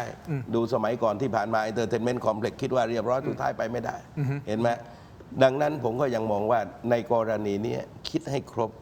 และทำทีเดียวอย่าคิดทำ2 ครั้งเหมือนกับการไปประมูลจัดซื้อจัดจ้างและผู้รับเหมาไม่มีปัญญาทิ้งงานกลายเป็นตึกร้างและตึกร้างมากที่สุดก็คือตึกสตง.นอกจากพังแล้วก็ตามแล้วก็ยังไม่แก้ไขระบบพอมาสร้างใหม่อีกทีผ่านไป10 ปี 15 ปีค่าใช้จ่ายเนี่ยเพิ่มจากราคาเดิมนะครับเป็น2 เท่า3 เท่า4 เท่า5 เท่าก็มีบ้านเมืองไม่ควรจะอยู่กันแบบนี้ความจริงในเห็นเหตุจุดแรกแล้วนะครับมันก็ต้องเปลี่ยนความคิดแล้วนี่ครับจากโฮปเวลและโครงการอื่นๆเยอะแยะมากมายนะครับของประเทศไทยที่มันไม่สำเร็จแต่ว่ามันจะไม่ใหญ่เท่าโครงการนี้เพราะฉะนั้นเมื่อคิดทั้งทีคำว่าบิ๊กติ้งเมกะเนี่ยนะครับมันต้องให้ครบนะครับเมื่อมันต้องแลกนะครับกับสิ่งที่ประเทศมันต้องมีการสูญเสียบางเรื่องเพื่อจะได้บางเรื่องแต่ว่าเนี่ยครับคำว่าได้คุ้มเสียหรือไม่นะครับถ้าเฉพาะที่เป็นอยู่ปัจจุบันเนี่ยอย่างไรได้ไม่คุ้มเสียโอเคอย่างนี้นะฮะผมเข้าใจนะถ้า2 ท่านเนี่ยคือถ้าฟังแล้วไม่ค่อยได้เห็นด้วยกับ Land Bridge อย่างเดียวถ้ามีคลองด้วยท่าน2 ท่านเห็นด้วยนะครับคุณผู้ชมครับคือความตั้งใจของรายการจริงๆเราก็พยายามที่จะเชิญคนที่เห็นด้วยกับโครงการ Land Bridge นะฮะแต่ไม่ว่าง มาวันนี้ไม่เป็นไรโอกาสหน้าเดี๋ยวเชิญทั้งหมดเลยที่เห็นด้วยมานั่งตรงนี้เลย ไอ้ไม่เห็นด้วย2ท่านนี้ใช่ไหมเอาที่แบบเห็นด้วยมานั่งอยู่ตรงนี้ ของเรา Land Bridge Plus แล้ว คือของเราเนี่ยมันก็มัน สอง คือมันต้องครบทั้งระบบไง โอเค ต้องครบระบบถึงจะเห็นด้วย อย่างนี้นะฮะคุณผู้ชมคุณไหมศิริกัญญาบอกว่าการที่นายกตั้งคุณเอกนิติมาเป็นประธานชุดศึกษาเวลา 90 วันเนี่ยเป็นแค่การซื้อเวลาและตั้งใจเอาภาพลักษณ์ทางวิชาการมาเป็นตรายางประทับ รับรองให้โครงการเดินหน้าต่อได้ อาจารย์โก้มองยังไงการสื่อสารทางการเมืองเป็นอย่างนั้นจริงหรือเปล่าฮะ คือมันทำให้ผมสงสัยว่ารัฐบาลจริงใจหรือเปล่ากับ Land Bridge นี่บวกกับที่สิ่งที่นายกพูดว่ามีพรสวรรค์ในการแต่งตั้งคนมันจริงหรือเปล่าเพราะอะไรครับเพราะคนแรกที่แต่งตั้งออกมาพูดก็คือคุณพิพัฒน์ซึ่งเข้าใจว่าเป็นรัฐมนตรีกระทรวงคมนาคม แต่คุณพิพัฒน์นี่ด้วยความเคารพนะความน่าเชื่อถือความไว้วางใจของประชาชนมันหมดไปตั้งแต่เรื่องผลประโยชน์ทับซ้อนเรื่องค่าน้ำมันแล้วแล้วเอามาพูดเรื่อง Land Bridge เป็นคนแรกที่พูด Land Bridge เป็นประเด็นที่ละเอียดอ่อนไหว controversial คนต้านเยอะ แอนตี้เยอะ แต่คุณพิพัฒน์มาพูดไม่เหมาะตั้งแต่แรกเพราะฉะนั้นก้าวแรกก็ผิดแล้ว ทีนี้คุณพิพัฒน์ไปไม่ไหวจะเหลือใคร ก็ไม่มีใครเหลือแล้ว คุณสุภจีตอนนี้ก็ยังสะบักสะบอมเรื่องไลฟ์ทุเรียนก็เหลือแต่คุณเอกนิติที่จะพอเรียกความน่าเชื่อถือได้ แต่ทีนี้คุณเอกนิติจะเรียกความเชื่อมั่นความน่าเชื่อถือได้จนกระทั่งสามารถที่จะโน้มน้าวให้คนไทยนั้นหันมาเชื่อว่า Land Bridge นี่แหละคือทางออกของประเทศ Land Bridge นี่แหละคืออนาคตของประเทศไทยคุณเอกนิติจะทำอย่างนั้นได้หรือไม่เราก็จะต้องรอดูแต่ที่แน่ๆตามผลสำรวจของนิดาโพลก็ไม่จำเป็นนี่เพราะว่าเขาเห็นด้วยไปแล้วคนใต้เนาะที่เขาบอกเห็นด้วยทำ เห็นด้วยไปแล้วผมอย่าพูดคนใต้ทั้งภาคเลยครับมันไม่แฟร์เอาแค่คนที่ตอบโพลก็แล้วกันคนที่ตอบโพล ครับผม โพลก็เป็นตัวแทนโอเคก็อันนี้เวลาทำโพลเนาะ เดี๋ยวโพลใต้ถล่ม ก็เป็นโพลครั้งแรก เป็นโพลครั้งแรก ครับผม นะครับ เดี๋ยวรอข้อมูลออกมาเยอะๆก่อน ก็ผมว่าพอข้อมูลครบสถานการณ์ก็เป็นอีกแบบ แต่ว่าก็รัฐบาลเนี่ยนะครับก็ต้องคิดทางเลือกให้กับประชาชนเหมือนกันนะครับอย่าไปประเภทน้ำเต็มแก้วมันก็พังนะครับเพราะฉะนั้นคุณเอกนิติก็ต้องศึกษาอย่างครบถ้วนในแต่ละกระบวนความนะครับผมก็มีโอกาสคงจะได้ไปสนทนาแลกเปลี่ยนกันเหมือนกันในฐานะที่เป็นคนปากใต้และคนไทยคนหนึ่งเนี่ยเพราะว่าถ้าตัดสินใจอะไรที่มันผิดพลาดมันส่งผลถึงอนาคตระยะยาวอย่าว่าแต่99 ปีเอาแค่50 ปีเราก็ไม่มีใครอยู่ทุกคนใช่นะครับทั้งคนคิดคนทำแต่ลูกหลานนะลูกหลานเนี่ยนะครับในวันข้างหน้าเนี่ยเขาจะไปรับชะตากรรมอันเนี้ยนะครับเมื่อจะลงมือทั้งทีและลงมือหลังลงมือช้าต้องตัดสินใจก้าวหน้าลงมือช้าอย่าไปตัดสินใจที่มันล้าหลังครับคุณผู้ชมครับมาดูแง่ดีกันบ้างนะฮะคุณผู้ชมเพราะว่าศาสตราจารย์ดร.สมชายภาคพาสวิวัฒน์นักวิชาการด้านเศรษฐศาสตร์และการเมืองนะครับออกมาให้ความคิดเห็นเรื่องนี้สนับสนุนในเชิงหลักการนะฮะฟังนะฮะคุณผู้ชมโดยอาจารย์มองว่าในเชิงหลักการเนี่ยโครงการนี้มีประโยชน์มากต่อการเพิ่มขีดความสามารถในการแข่งขันของไทยที่กำลังลดลงท่านสนับสนุนหากรัฐบาลสามารถทำได้ตามเป้าหมายจริงเพราะจะทำให้ไทยกลายเป็นศูนย์กลางโลจิสติกของเอเชียฟังนะฮะถ้าทำได้ตามเป้าหมายจริงที่เขาพูดไว้นะครับเราจะกลายเป็นศูนย์กลางโลจิสติกของเอเชียถ้าทำได้แต่อาจารย์ให้ข้อคิดไว้น่าสนใจคุณผู้ชมครับถามว่าอาจารย์พูดอย่างนี้นะครับเราไม่มีพื้นที่การคลังให้ผิดพลาดแล้วล้านบาทรอบนี้ถ้าเกิดสร้างแล้วไม่มีเรือมาแวะตามเป้าใครจะรับผิดชอบหนี้ก้อนนี้ครับอาจารย์สมชายเคยมานั่งในรายการผมไม่เถียงเมื่อ 2-3 สัปดาห์ที่แล้วประเด็นนี้อาจารย์พูดไว้ดีละถ้าสมมุติเกิดโอเคศึกษามาดีแหละนะสนข.ท่านศึกษาดีมากเลยแต่ถ้าสมมุติเกิดทำไปแล้วมันไม่เป็นไปตามเป้าล่ะใครรับผิดชอบวะความหมายของอาจารย์ก็นี่ก็วัดดูได้จากที่เรามีตู้คอนเทนเนอร์ไปทำรั้วในกัมพูชา ก็อธิบายซึ่งความเจริญในทางการค้าแล้วนี่ต่อไปเราอาจจะมีตู้คอนเทนเนอร์เพิ่มไปทำรั้วเพิ่ม ก็แสดงว่าการค้ามันการส่งออกมันมีปัญหาไอ้ตู้คอนเทนเนอร์มันจึงเหลือไปทำรั้วกันเต็มบ้านเต็มเมืองเลยโอเคอาจารย์โก้สิ่งที่อาจารย์สมชายภาคพาสวิวัฒน์ท่านพูดมาน่าสนใจนะก็คือท่านบอกถ้าทำได้ตามเป้าอย่างที่เอาสนข.ท่านทำการศึกษามาอย่างดีเลยทุกอย่างโอเคดีใช่ไหมคุณไม่ว่าคนที่สนับสนุนจะมีหลายคนนะที่สนับสนุนนะใช่ไหมที่เป็นคนมีชื่อเสียงที่เราก็พยายามเชิญมาแต่คิวไม่ว่างนะคุณผู้ชมเดี๋ยวในวันข้างหน้าจะมีว่างนะครับเขาก็เห็นด้วยแต่ประเด็นคืออาจารย์บอกว่าโอเคเราผิดพลาดไม่ได้นะแล้วถ้าเกิดมันไม่เป็นไปตามเป้าล่ะเกิดเขาไม่มาแวะล่ะแล้วเขายังผ่านช่องแคบมะละกาไปล่ะไม่มาแวะของเรา ใครรับผิดชอบอ่ะ คืออาจารย์สมชัยพูดถูกตามหลักการเนี่ย ตามหลักการใช่ไง มันไม่น่าเกลียดน่ากลัวหรอกตามหลักการนะ อืม แต่ว่าหลักการมันก็คือหลักการภาคปฏิบัติมันอาจจะเป็นอีกแบบหนึ่งเลย ใช่ไง ก็อย่างที่กลับไปว่าเนี่ยภาคปฏิบัติเนี่ยก็คือผมฟันธงไว้ได้เลยว่านี่เป็นจุดยุทธศาสตร์เส้นทางสายใหม่ของจีน เพราะฉะนั้นถ้าภาคปฏิบัติเราจะเอาผลประโยชน์อะไรบ้างจากจีนมาเพื่อที่จะให้คุ้มมันก็ต้องมีตรงนั้น หรือการศึกษา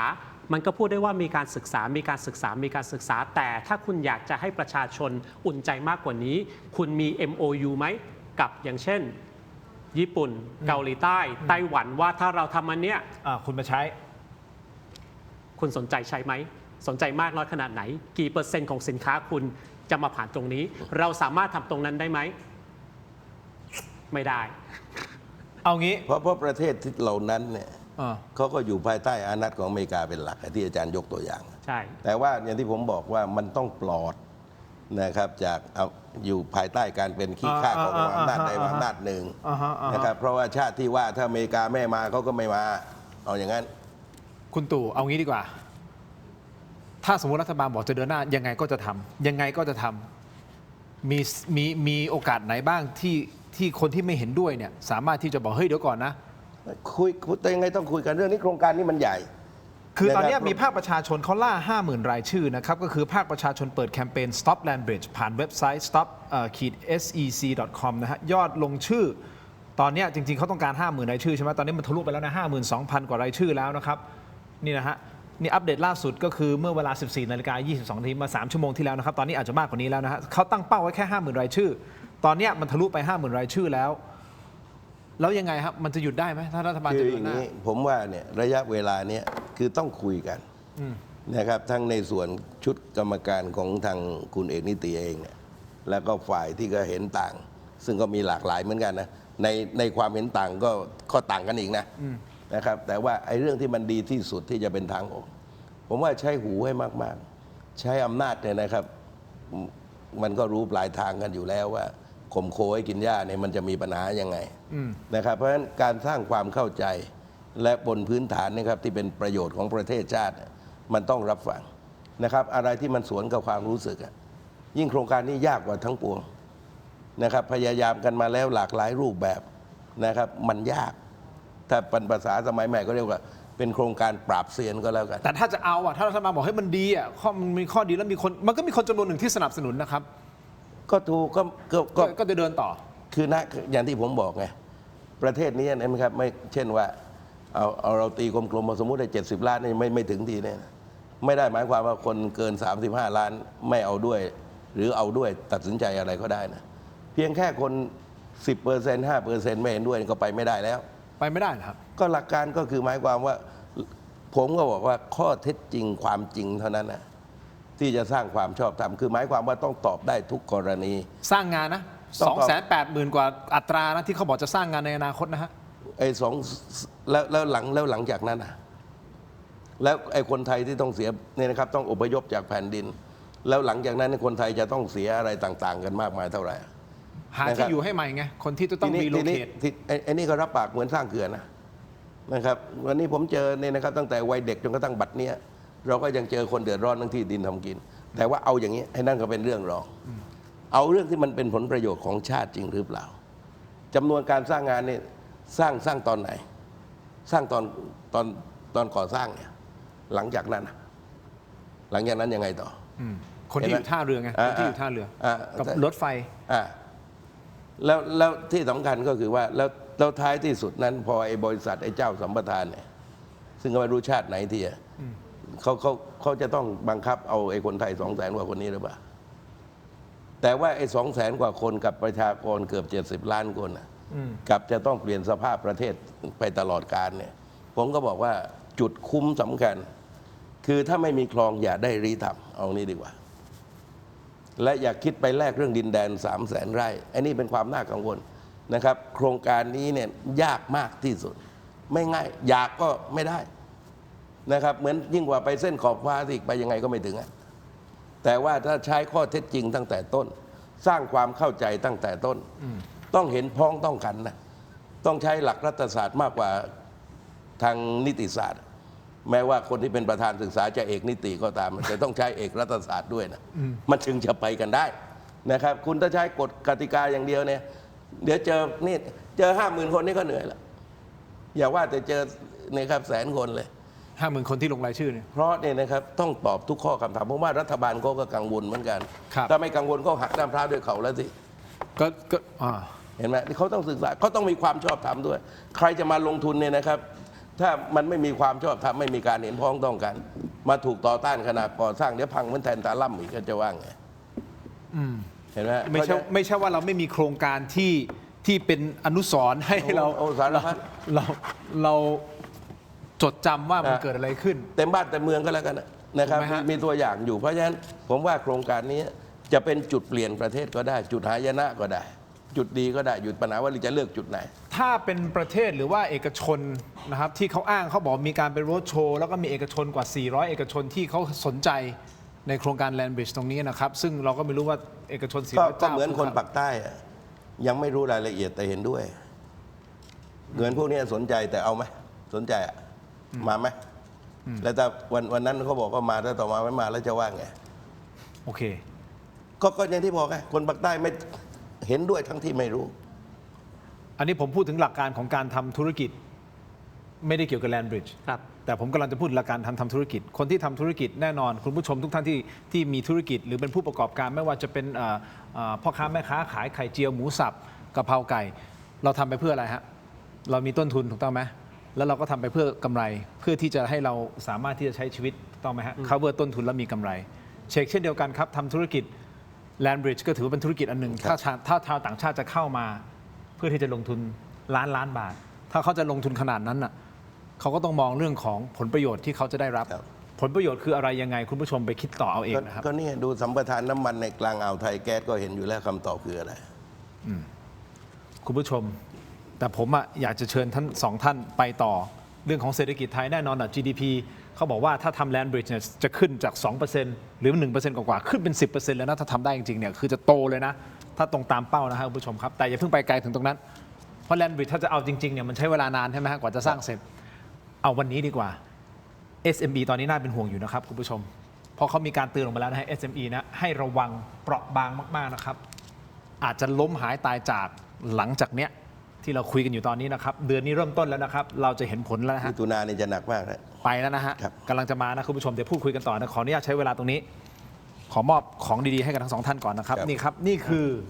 เม็ดอมซิงค์พลัสนะครับผลิตภัณฑ์ไมบาซินจากเกรเตอร์ฟาร์มาครับมี3สูตรที่มีคุณประโยชน์จากวิตามินหลากหลายชนิดครับเม็ดอมซิงค์พลัสวิตามินซีและโคคิวเทนกลิ่นองุ่นมะนาวเม็ดอมซิงค์พลัสลูทีนและบิวเบอรี่กลิ่นแบล็คเคอร์เรนต์เม็ดอมซิงค์พลัสเบต้ากลูแคนกลิ่นสตรอเบอรี่นะครับซิงค์มีส่วนช่วยในการทำหน้าที่ของระบบภูมิคุ้มกันและกระบวนการต่อต้านอนุมูลอิสระครับถ้าเจ็บคอไอหรืออยากเสริมภูมิคุ้มกันนะครับเลือกไมบาซินจากเกรเตอร์ฟาร์มาหาซื้อได้ที่ร้านสะดวกซื้อซุปเปอร์มาร์เก็ตและร้านขายยาทั่วประเทศไมบาซินจากเกรเตอร์ฟาร์มาก้าวสู่60 ปีอย่างมั่นคงและยั่งยืนนะครับขอบคุณไมบาซินที่อยู่เคียงข้างถกไม่เถียงนะครับคุณผู้ชมครับของดีจากเกรเตอร์ฟาร์มาต่อกันที่ยาดมสมุนไพรตามังกรทองนะครับจากอ้วยอันโอสถนะครับนี่มอบให้ทั้งสองท่านนะครับคุณผู้ชมครับแต่วันนี้ขอแนะนำจากอ้วยอันโอสถเช่นเดียวกันก็คือยาน้ำแก้ร้อนในเขากุยจากอ้วยอันโอสถนะครับคุณผู้ชมนี่คือยาน้ำแก้ร้อนในที่บรรเทาไข้ตัวร้อนทานได้ทั้งเด็กและผู้ใหญ่นะครับมีจำหน่ายตามร้านขายยาทั่วประเทศอ่านคำเตือนในฉลากและเอกสารกำกับผลิตภัณฑ์ก่อนใช้นะครับยาน้ำแก้ร้อนในเขากุยจากอ้วยอันโอสถนะครับขอบคุณอ้วยอันโอสถนะครับที่อยู่เคียงข้างถกไม่เถียงครับขอบคุณมากๆครับวิเซนอันเชนอ้วยอันโอสถขอบคุณมากๆครับต่อกันที่ยาทาน้ำขาว49 บาทฝาสีฟ้าตราหารคู่นี้นะฮะคุณผู้ชมมาตรฐานสากลหาซื้อง่ายตามร้านขายยาแผนปัจจุบันทั่วไปครับราคาเพียง49 บาทเข้าถึงง่ายจาก HK Pharmaceutical นะครับยาทาน้ำขาวแก้ท้องอืดท้องเฟ้อรักษาลำไส้อักเสบฆ่าเชื้อโรคในลำไส้นะครับยาทาน้ำขาว49 บาทฝาสีฟ้าตราหารคู่จาก HK Pharmaceutical มาตรฐานสากลขอบคุณยาทาน้ำขาว49 บาทฝาสีฟ้าตราหารคู่ครับที่อยู่เคียงข้างถกไม่เถียงครับขอบคุณมากๆเลยนะครับ ต่อกันที่น้ำปลาที่ผมเชื่อว่าทุกท่านต้องรู้จักแล้วก็มีติดบ้านแน่นอนนะฮะนี่คือน้ำปลาแท้ตราทิพรสครับน้ำปลาที่ทุกบ้านทุกร้านต้องมีกลิ่นหอมและรสชาติกลมกล่อมนะครับจะเหยาะจิ้มหรือปรุงรสแกงผัดทอดนะครับได้หลากหลายเมนูเข้าถึงรสชาติอาหารไทยที่คุ้นเคยด้วยกระบวนการผลิตที่มีคุณภาพได้มาตรฐานส่งออกไปจำหน่ายทั่วโลกนะครับน้ำปลาแท้ตราทิพรสหาซื้อได้ง่ายนะครับตามห้างสรรพสินค้าชั้นนำร้านสะดวกซื้อและร้านค้าทั่วไปนอกจากนี้ยังสามารถสั่งซื้อช่องทางออนไลน์ได้อีกนะครับที่ Shopee Lazada Tops Online และ Macro Pro มีจำหน่ายทั้งแบบขวดเดียวแบบแพ็คและยกลังแค่มีทิพรสก็อร่อยครบรสแนะนำครับซื้อติดบ้านไว้ ครับจะเป็น เดี๋ยวจะเล่าสถานการณ์ SME ครับ และอาจจะต้องใช้ กินเหล้าข้าวน้ำปลาอย่าน้ำตา ประมาณนั้นอ่ะเครื่องปรับอากาศกันหน่อยคุณผู้ชมครับคุณผู้ชม ถ้าท่านกำลังตัดสินใจว่าจะซื้อเครื่องปรับอากาศติดบ้านช่วงหน้าร้อนแบบนี้ครับแนะนำ Star Air ครับพิจารณาดูของดี Star Air เครื่องปรับอากาศคุณภาพของคนไทยที่ออกแบบมาเพื่อเข้าใจชีวิตจริงของทุกบ้านในเมืองร้อนแบบเรา ไม่ว่าคุณจะอยู่คอนโดบ้านเดียวหรือพื้นที่เชิงพาณิชย์ Star Air มีให้เลือกครบทุกแบบนะครับตอบโจทย์ทุกไลฟ์สไตล์ดีไซน์ทันสมัยเย็นเร็วด้วยนะครับเงียบด้วยครับมั่นใจได้ทั้งความทนทานและความคุ้มค่าในระยะยาวแถมช่วยประหยัดพลังงานและสำหรับใครที่กังวลค่าไฟช่วงหน้าร้อนนะครับไม่ต้องห่วงครับ Star Air มี Air Solar Hybrid ฮะใช้พลังงานแสงอาทิตย์ประหยัดค่าไฟได้ถึง 60% คิดถึง Air ตัวใหม่ต้อง Star Air สนใจติดต่อได้ที่ Line Official ของเขานะครับ Line @Star Air มี E นะครับเติมด้วยนะฮะตรง Air มีคำว่า E ตัวท้ายนะฮะ Star Air หรือตัวแทนจำหน่ายทั่วประเทศนะครับสามารถค้นหาตัวแทนใกล้บ้านท่านได้ที่ www.starair.com Thank you very much อ๋อมีอะไรอีกไหมฮะ เฮ้ยเหมือนมากเลยอ่ะ ขออีกทีเหมือนมาก Elvis Presley อะ Elvis ตก Presley ใจเลยอะ นี่คุณผู้ชมครับบ็อกเซตนี้สแกน QR Code หน้าจอเลยนะครับ QR Code หน้าจอของเราบ็อกเซตครบรอบ 5 ปีครับฉลองครบรอบ 5 ปีถกไม่เถียงนะครับของดีของแรในนี้นะครับ3ไอเทมด้วยกันนะฮะมูลค่า799 บาทเท่านั้นนะครับแต่ในนี้ผมบอกเลยไอเทมนี้เสื้อนะครับคุณภาพนี่คือเจอร์ซี่สไตล์เจอร์ซี่นะครับเนื้อผ้าดีมากๆเลยนะครับGrand Sport ร่วมทำกับเรานะครับเขาตั้งราคาขายที่ 690 บาทนะฮะราคาขาย 690 บาทนะฮะที่รีเทลนี่ด้านหน้าด้านหลังเป็นอย่างนี้นะครบรอบทกไม่เถียง 5 ปีนะครับแบบนี้เนื้อผ้านี่นุ่มสบายบางเบานะครับนี่คือรายไอเทมแรกรายไอเทมที่ 2ครับนี่สติ๊กเกอร์ครับนี่คือสติ๊กเกอร์ทินน้อยร้อยอาชีพนะฮะไปติดโทรศัพท์มือถือหรือติดเป็นยันหน้าบ้านท่านนะฮะกันอะไรก็ไม่แน่ใจนะฮะลองดูนะครับเดี๋ยวจะมีไลน์สติ๊กเกอร์ออกมาแบบนี้ในอนาคตด้วยนะฮะขอบคุณมากๆนะครับส่วนอันนี้ครับยาดมที่ผมอาจจะต้องให้พี่ตู่เวลาพี่ตู่ไปเถียงกับใครนะฮะ นี่เท่ดีเท่ดี อันนี้ใช่ไหม ใช่ นี่คือยาดมดมแล้วเดี๋ยวก่อนมีกระดาษออกดมแล้วเถียงต่อได้ฮะยาดมถกไม่เถียงคุณผู้ชมครับด้านในเป็นอย่างนี้ครับนี่คือยาดมสมุนไพรตามมังกรทองจากอ้วยอันโอสถนะครับขอบคุณมากๆเลยนะครับที่สนับสนุนตรงนี้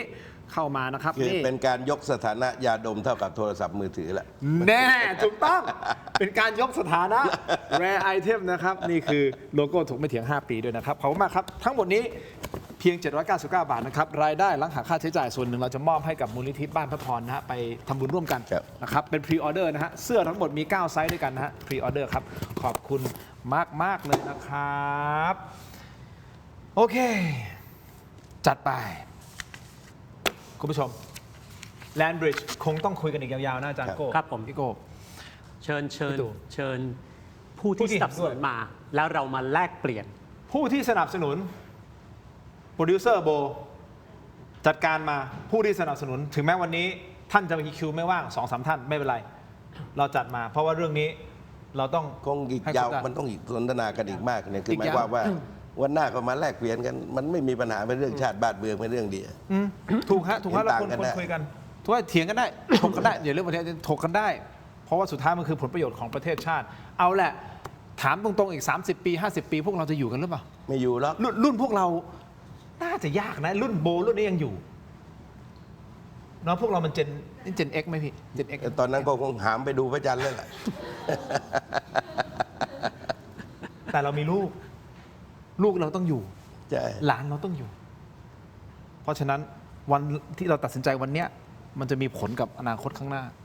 ก็นี่บอกไง ครบ 99 ปีนะครับ จะไปสร้างบ้านให้กับคนจนตอนที่คอนโดมิเนียม 99 ปี ไอ้คนที่พูดก็ไม่อยู่ คนฟังก็ไม่อยู่ไปทวงกับใคร ก็นี่ไงที่อาจารย์สมชายบอกไงใช่ไหมอาจารย์สมชาย ใช่ พระกำลังก็จะบอกว่ามันก็สร้างตามหลักการโอเคแล้วใคร who's going to be responsible for it afterเสร็จแล้วยังไงต่อใครรับผิดชอบ ถูกต้อง ถูกไหมอาจารย์ ถูกต้อง วันนั้นอาจารย์ผมอาจจะไม่อยู่กันแล้วอ่ะแล้ว เรา ใค ไม่อยู่แน่นอน แล้วใครจะรับผิดชอบปะ แล้วใครจะรับผิดชอบ อย่าให้ผมต้องอยู่เลย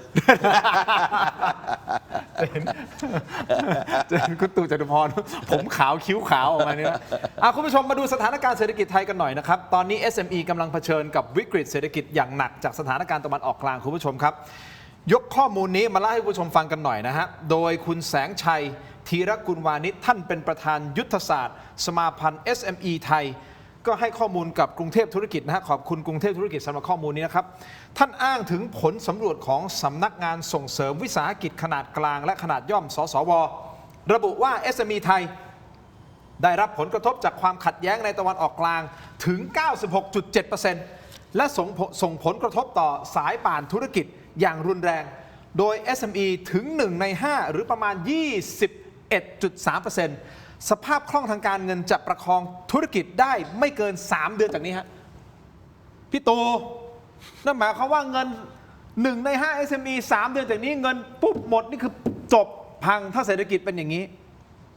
นั่นหมายความว่าเราอาจจะเห็นผู้ประกอบการรายเล็กๆร่วงหล่นกันเป็นแถวนะฮะอย่างน้อยๆเนี่ย1 ใน 5เนี่ยไปนะใช่หรือเปล่าถ้าเป็นอย่างนี้ แล้วหลังจากนั้นที่เหลือยังไง แต่นอกจากนั้นอีกหนี้ครัวเรือน 86% หนี้เสีย 85% แต่ละครัวเรือนเนี่ยมีเป็นหนี้ประมาณ 700,000 กว่าบาทต่อครัวเรือนหนี้สาธารณะอยู่ประมาณ 66% ของ GDP ซึ่งอยู่ในระดับการเสี่ยงสำหรับประเทศขนาดประเทศไทย และทุกวันนี้เรานั่งบ่นกันเรื่องน้ำมันแพง แต่อีก 2-3 เดือนช่องแคบไม่เปิดเราจะนั่งบ่นกันว่าน้ำมันไม่มีให้ใช้ ตอนนี้ขึ้นมาเป็น 68%แล้ววันนี้ 68 แล้ว 68 นะผมพลาดข่าวไปวันเดียวขึ้นมา 68 แล้ว 68%หมายถึง ของ GDP เพดานเงินกู้อะ แล้วไงต่อพี่ ขาดอีกมีให้โอกาสอีก เป็น 2 ยังมีโอกาสอยู่ 70คุณตู่ ครับ เอาจริงๆเหอะคุณตู่ก็ผ่านมาหลายยุคหลายสมัย ผมว่าเชื่ออาจารย์โก้ก็ผ่านมา หลายยุค อันนี้มันหนักกว่าต้มยำกุ้งไหม หนักกว่าเยอะ ต้มยำกุ้งนี่ถือว่านั่นคือเป็นปรากฏการณ์ที่เรารู้สึกช็อกกันทั้งประเทศแล้ว ล้มบนฟูก โอเคไอ้นี่มันล้มบนพื้นเลยอะตกจากตึกอะเอาประมาณอย่างนั้นมันหนัก แต่ว่ามันมาแบบไม่รู้สึกตัวไงแต่ว่ามันรัดเข้าไปเรื่อยเพราะว่าอย่างไรเนี่ยนะครับวิกฤตพลังงานเนี่ยแม้ว่าสงครามจบ ซึ่งยังไม่จบนะกว่านี้ครับกว่าแหล่งพลังงานมันจะเข้าที่เข้าทางปี2 ปี 3 ปีผมคุยพรรคพวกที่อยู่ตะวันออกกลางประเทศที่ถูกถล่มด้วยเนี่ยนะเขามาเยี่ยมเยียนกันภาพปรากฏนะมันคนละเรื่องที่เราเห็นภาพเนี่ยนะที่มาอธิบายความเรื่องความเสียหายเนี่ยเขาอยู่ในพื้นที่จริงที่ถ่ายให้ดูกันเนี่ยความร้ายแรงมันน่ากลัวนี่เยอะ เพราะฉะนั้นอย่างไรก็ตามเนี่ยปัญหาก็คือน้ำมันราคาเท่าไหร่เนี่ยนะครับมันเป็นเรื่องหนักอยู่แล้วสำคัญมันจะมีน้ำมันหรือเปล่า อย่างที่อาจารย์โก้พูด ใช่ ตอนนี้เราคือน้ำมันแพงอีก 2-3 เดือนข้างหน้าอาจจะถามว่าน้ำมัน ถ้าช่องแคบยังไม่เปิด ถ้าเรายังหาจากแหล่งอื่นไม่ได้ เราได้ยินสุดท้ายเข้ามา2 ล้านบาร์เรลนะแล้วหลังจากนั้นเราได้ยินอีกไหมเห็นไหมนั่นคือว่าหลังจากว่ากลางเดือนนี้คงจะเห็นอาการแล้วแต่ยังไม่หนักก็เข้าเดือนมิถุนายนจะเริ่มหนักเต็มที่แล้วเห็นไหม SME เรียงแล้วที่ต่ำกว่า SME คนทั่วไปอยู่สภาพไหนโรงงานขนาดใหญ่ก็ไม่รู้ว่าจะร่วงปล่อยกันอย่างไรด้วยซ้ำนะเพราะถ้าเข้าไปไม่ได้เขาก็ต้องเบรกเขาต้องหยุดนะครับมิฉะนั้นก็จะลากให้เขาไปเดินไปถึงจุดล้มละลายกันนะผมว่าสถานการณ์น่ากังวลถัดจากนี้ไป อาจารย์โก้ยังปิดอยู่นะช่องแคบฮอร์มุสอย่างนี้นะฮะ ปิดอยู่ เมื่อวานนี้นะครับประธานาธิบดีโดนัลด์ทรัมป์ประกาศเปิดตัวปฏิบัติการ Project Freedom นะครับที่พาเรือสินค้าต่างๆที่ติดอยู่ในช่องแคบฮอร์มุสออกมาอย่างปลอดภัยล่าสุดประธานาธิบดีโดนัลด์ทรัมป์ก็เปิดเผยผ่าน Truth Social นะฮะโซเชียลมีเดียของท่านนะครับ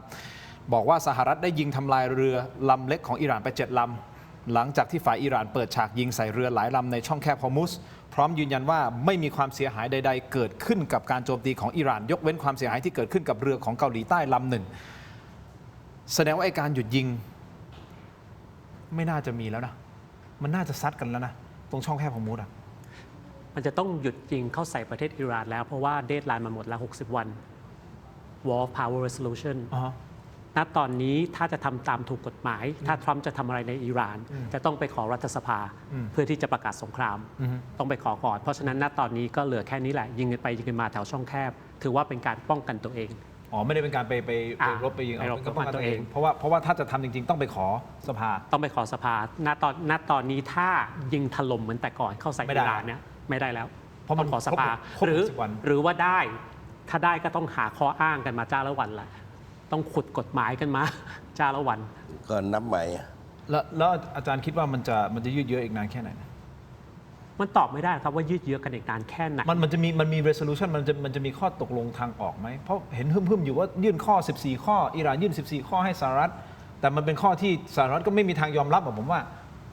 มันมีแค่ 2 ข้อที่สำคัญ ข้อ 1 ก็คือนิวเคลียร์ ข้อ 2 ก็คือช่องแคบฮอร์มุสอีกนั่นแหละมันกลับมาถึงจุดเส้นทางการค้าทางทะเลที่เป็นยุทธศาสตร์ของโลก เอาสั้นๆก่อนนะครับ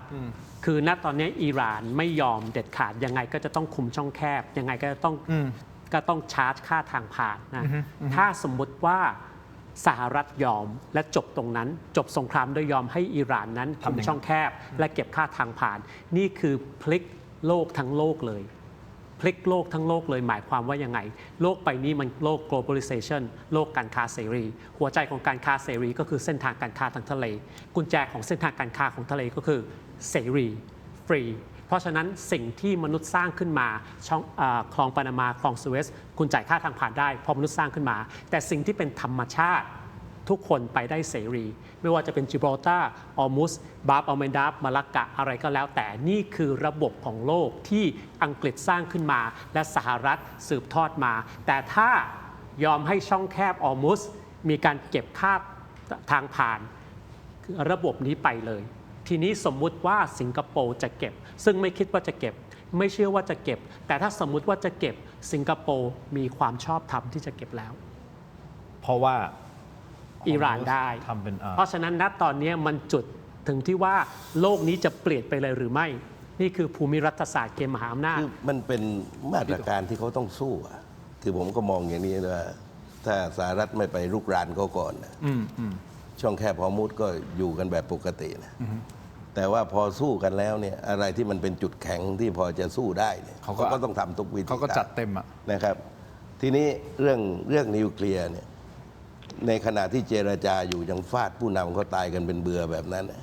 เห็นไหมเพราะฉะนั้นความไว้เนื้อเชื่อใจไม่เกิด และใครก็ไม่โง่พออยู่ดีๆเอาอาวุธไปให้กับคุณ ก็ขนาดเจรจาคุณยังบอมอ่ะนะครับเพราะฉะนั้นผมว่า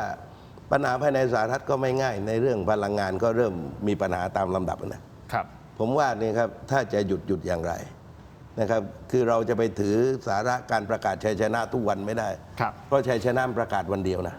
ไอ้ประกาศชัยชนะทุกวันเขาเรื่องว่าผิดปกตินะทีนี้เนี่ยนะครับอย่างไรเมื่อสงครามยังไงมันพร้อมที่จะเกิดจังๆขึ้นมาใหม่กันอีกรอบอยู่แล้ว เพราะมันเป็นอารมณ์ค้างกันเพียงแต่ว่าอเมริกาก็จะเหลือเฉพาะนิวเคลียร์จะใช้หรือเปล่าแล้วไม่รู้อิหร่านจะใช้อะไร เพราะว่าเขารบนอกบ้านตลอดเนี่ย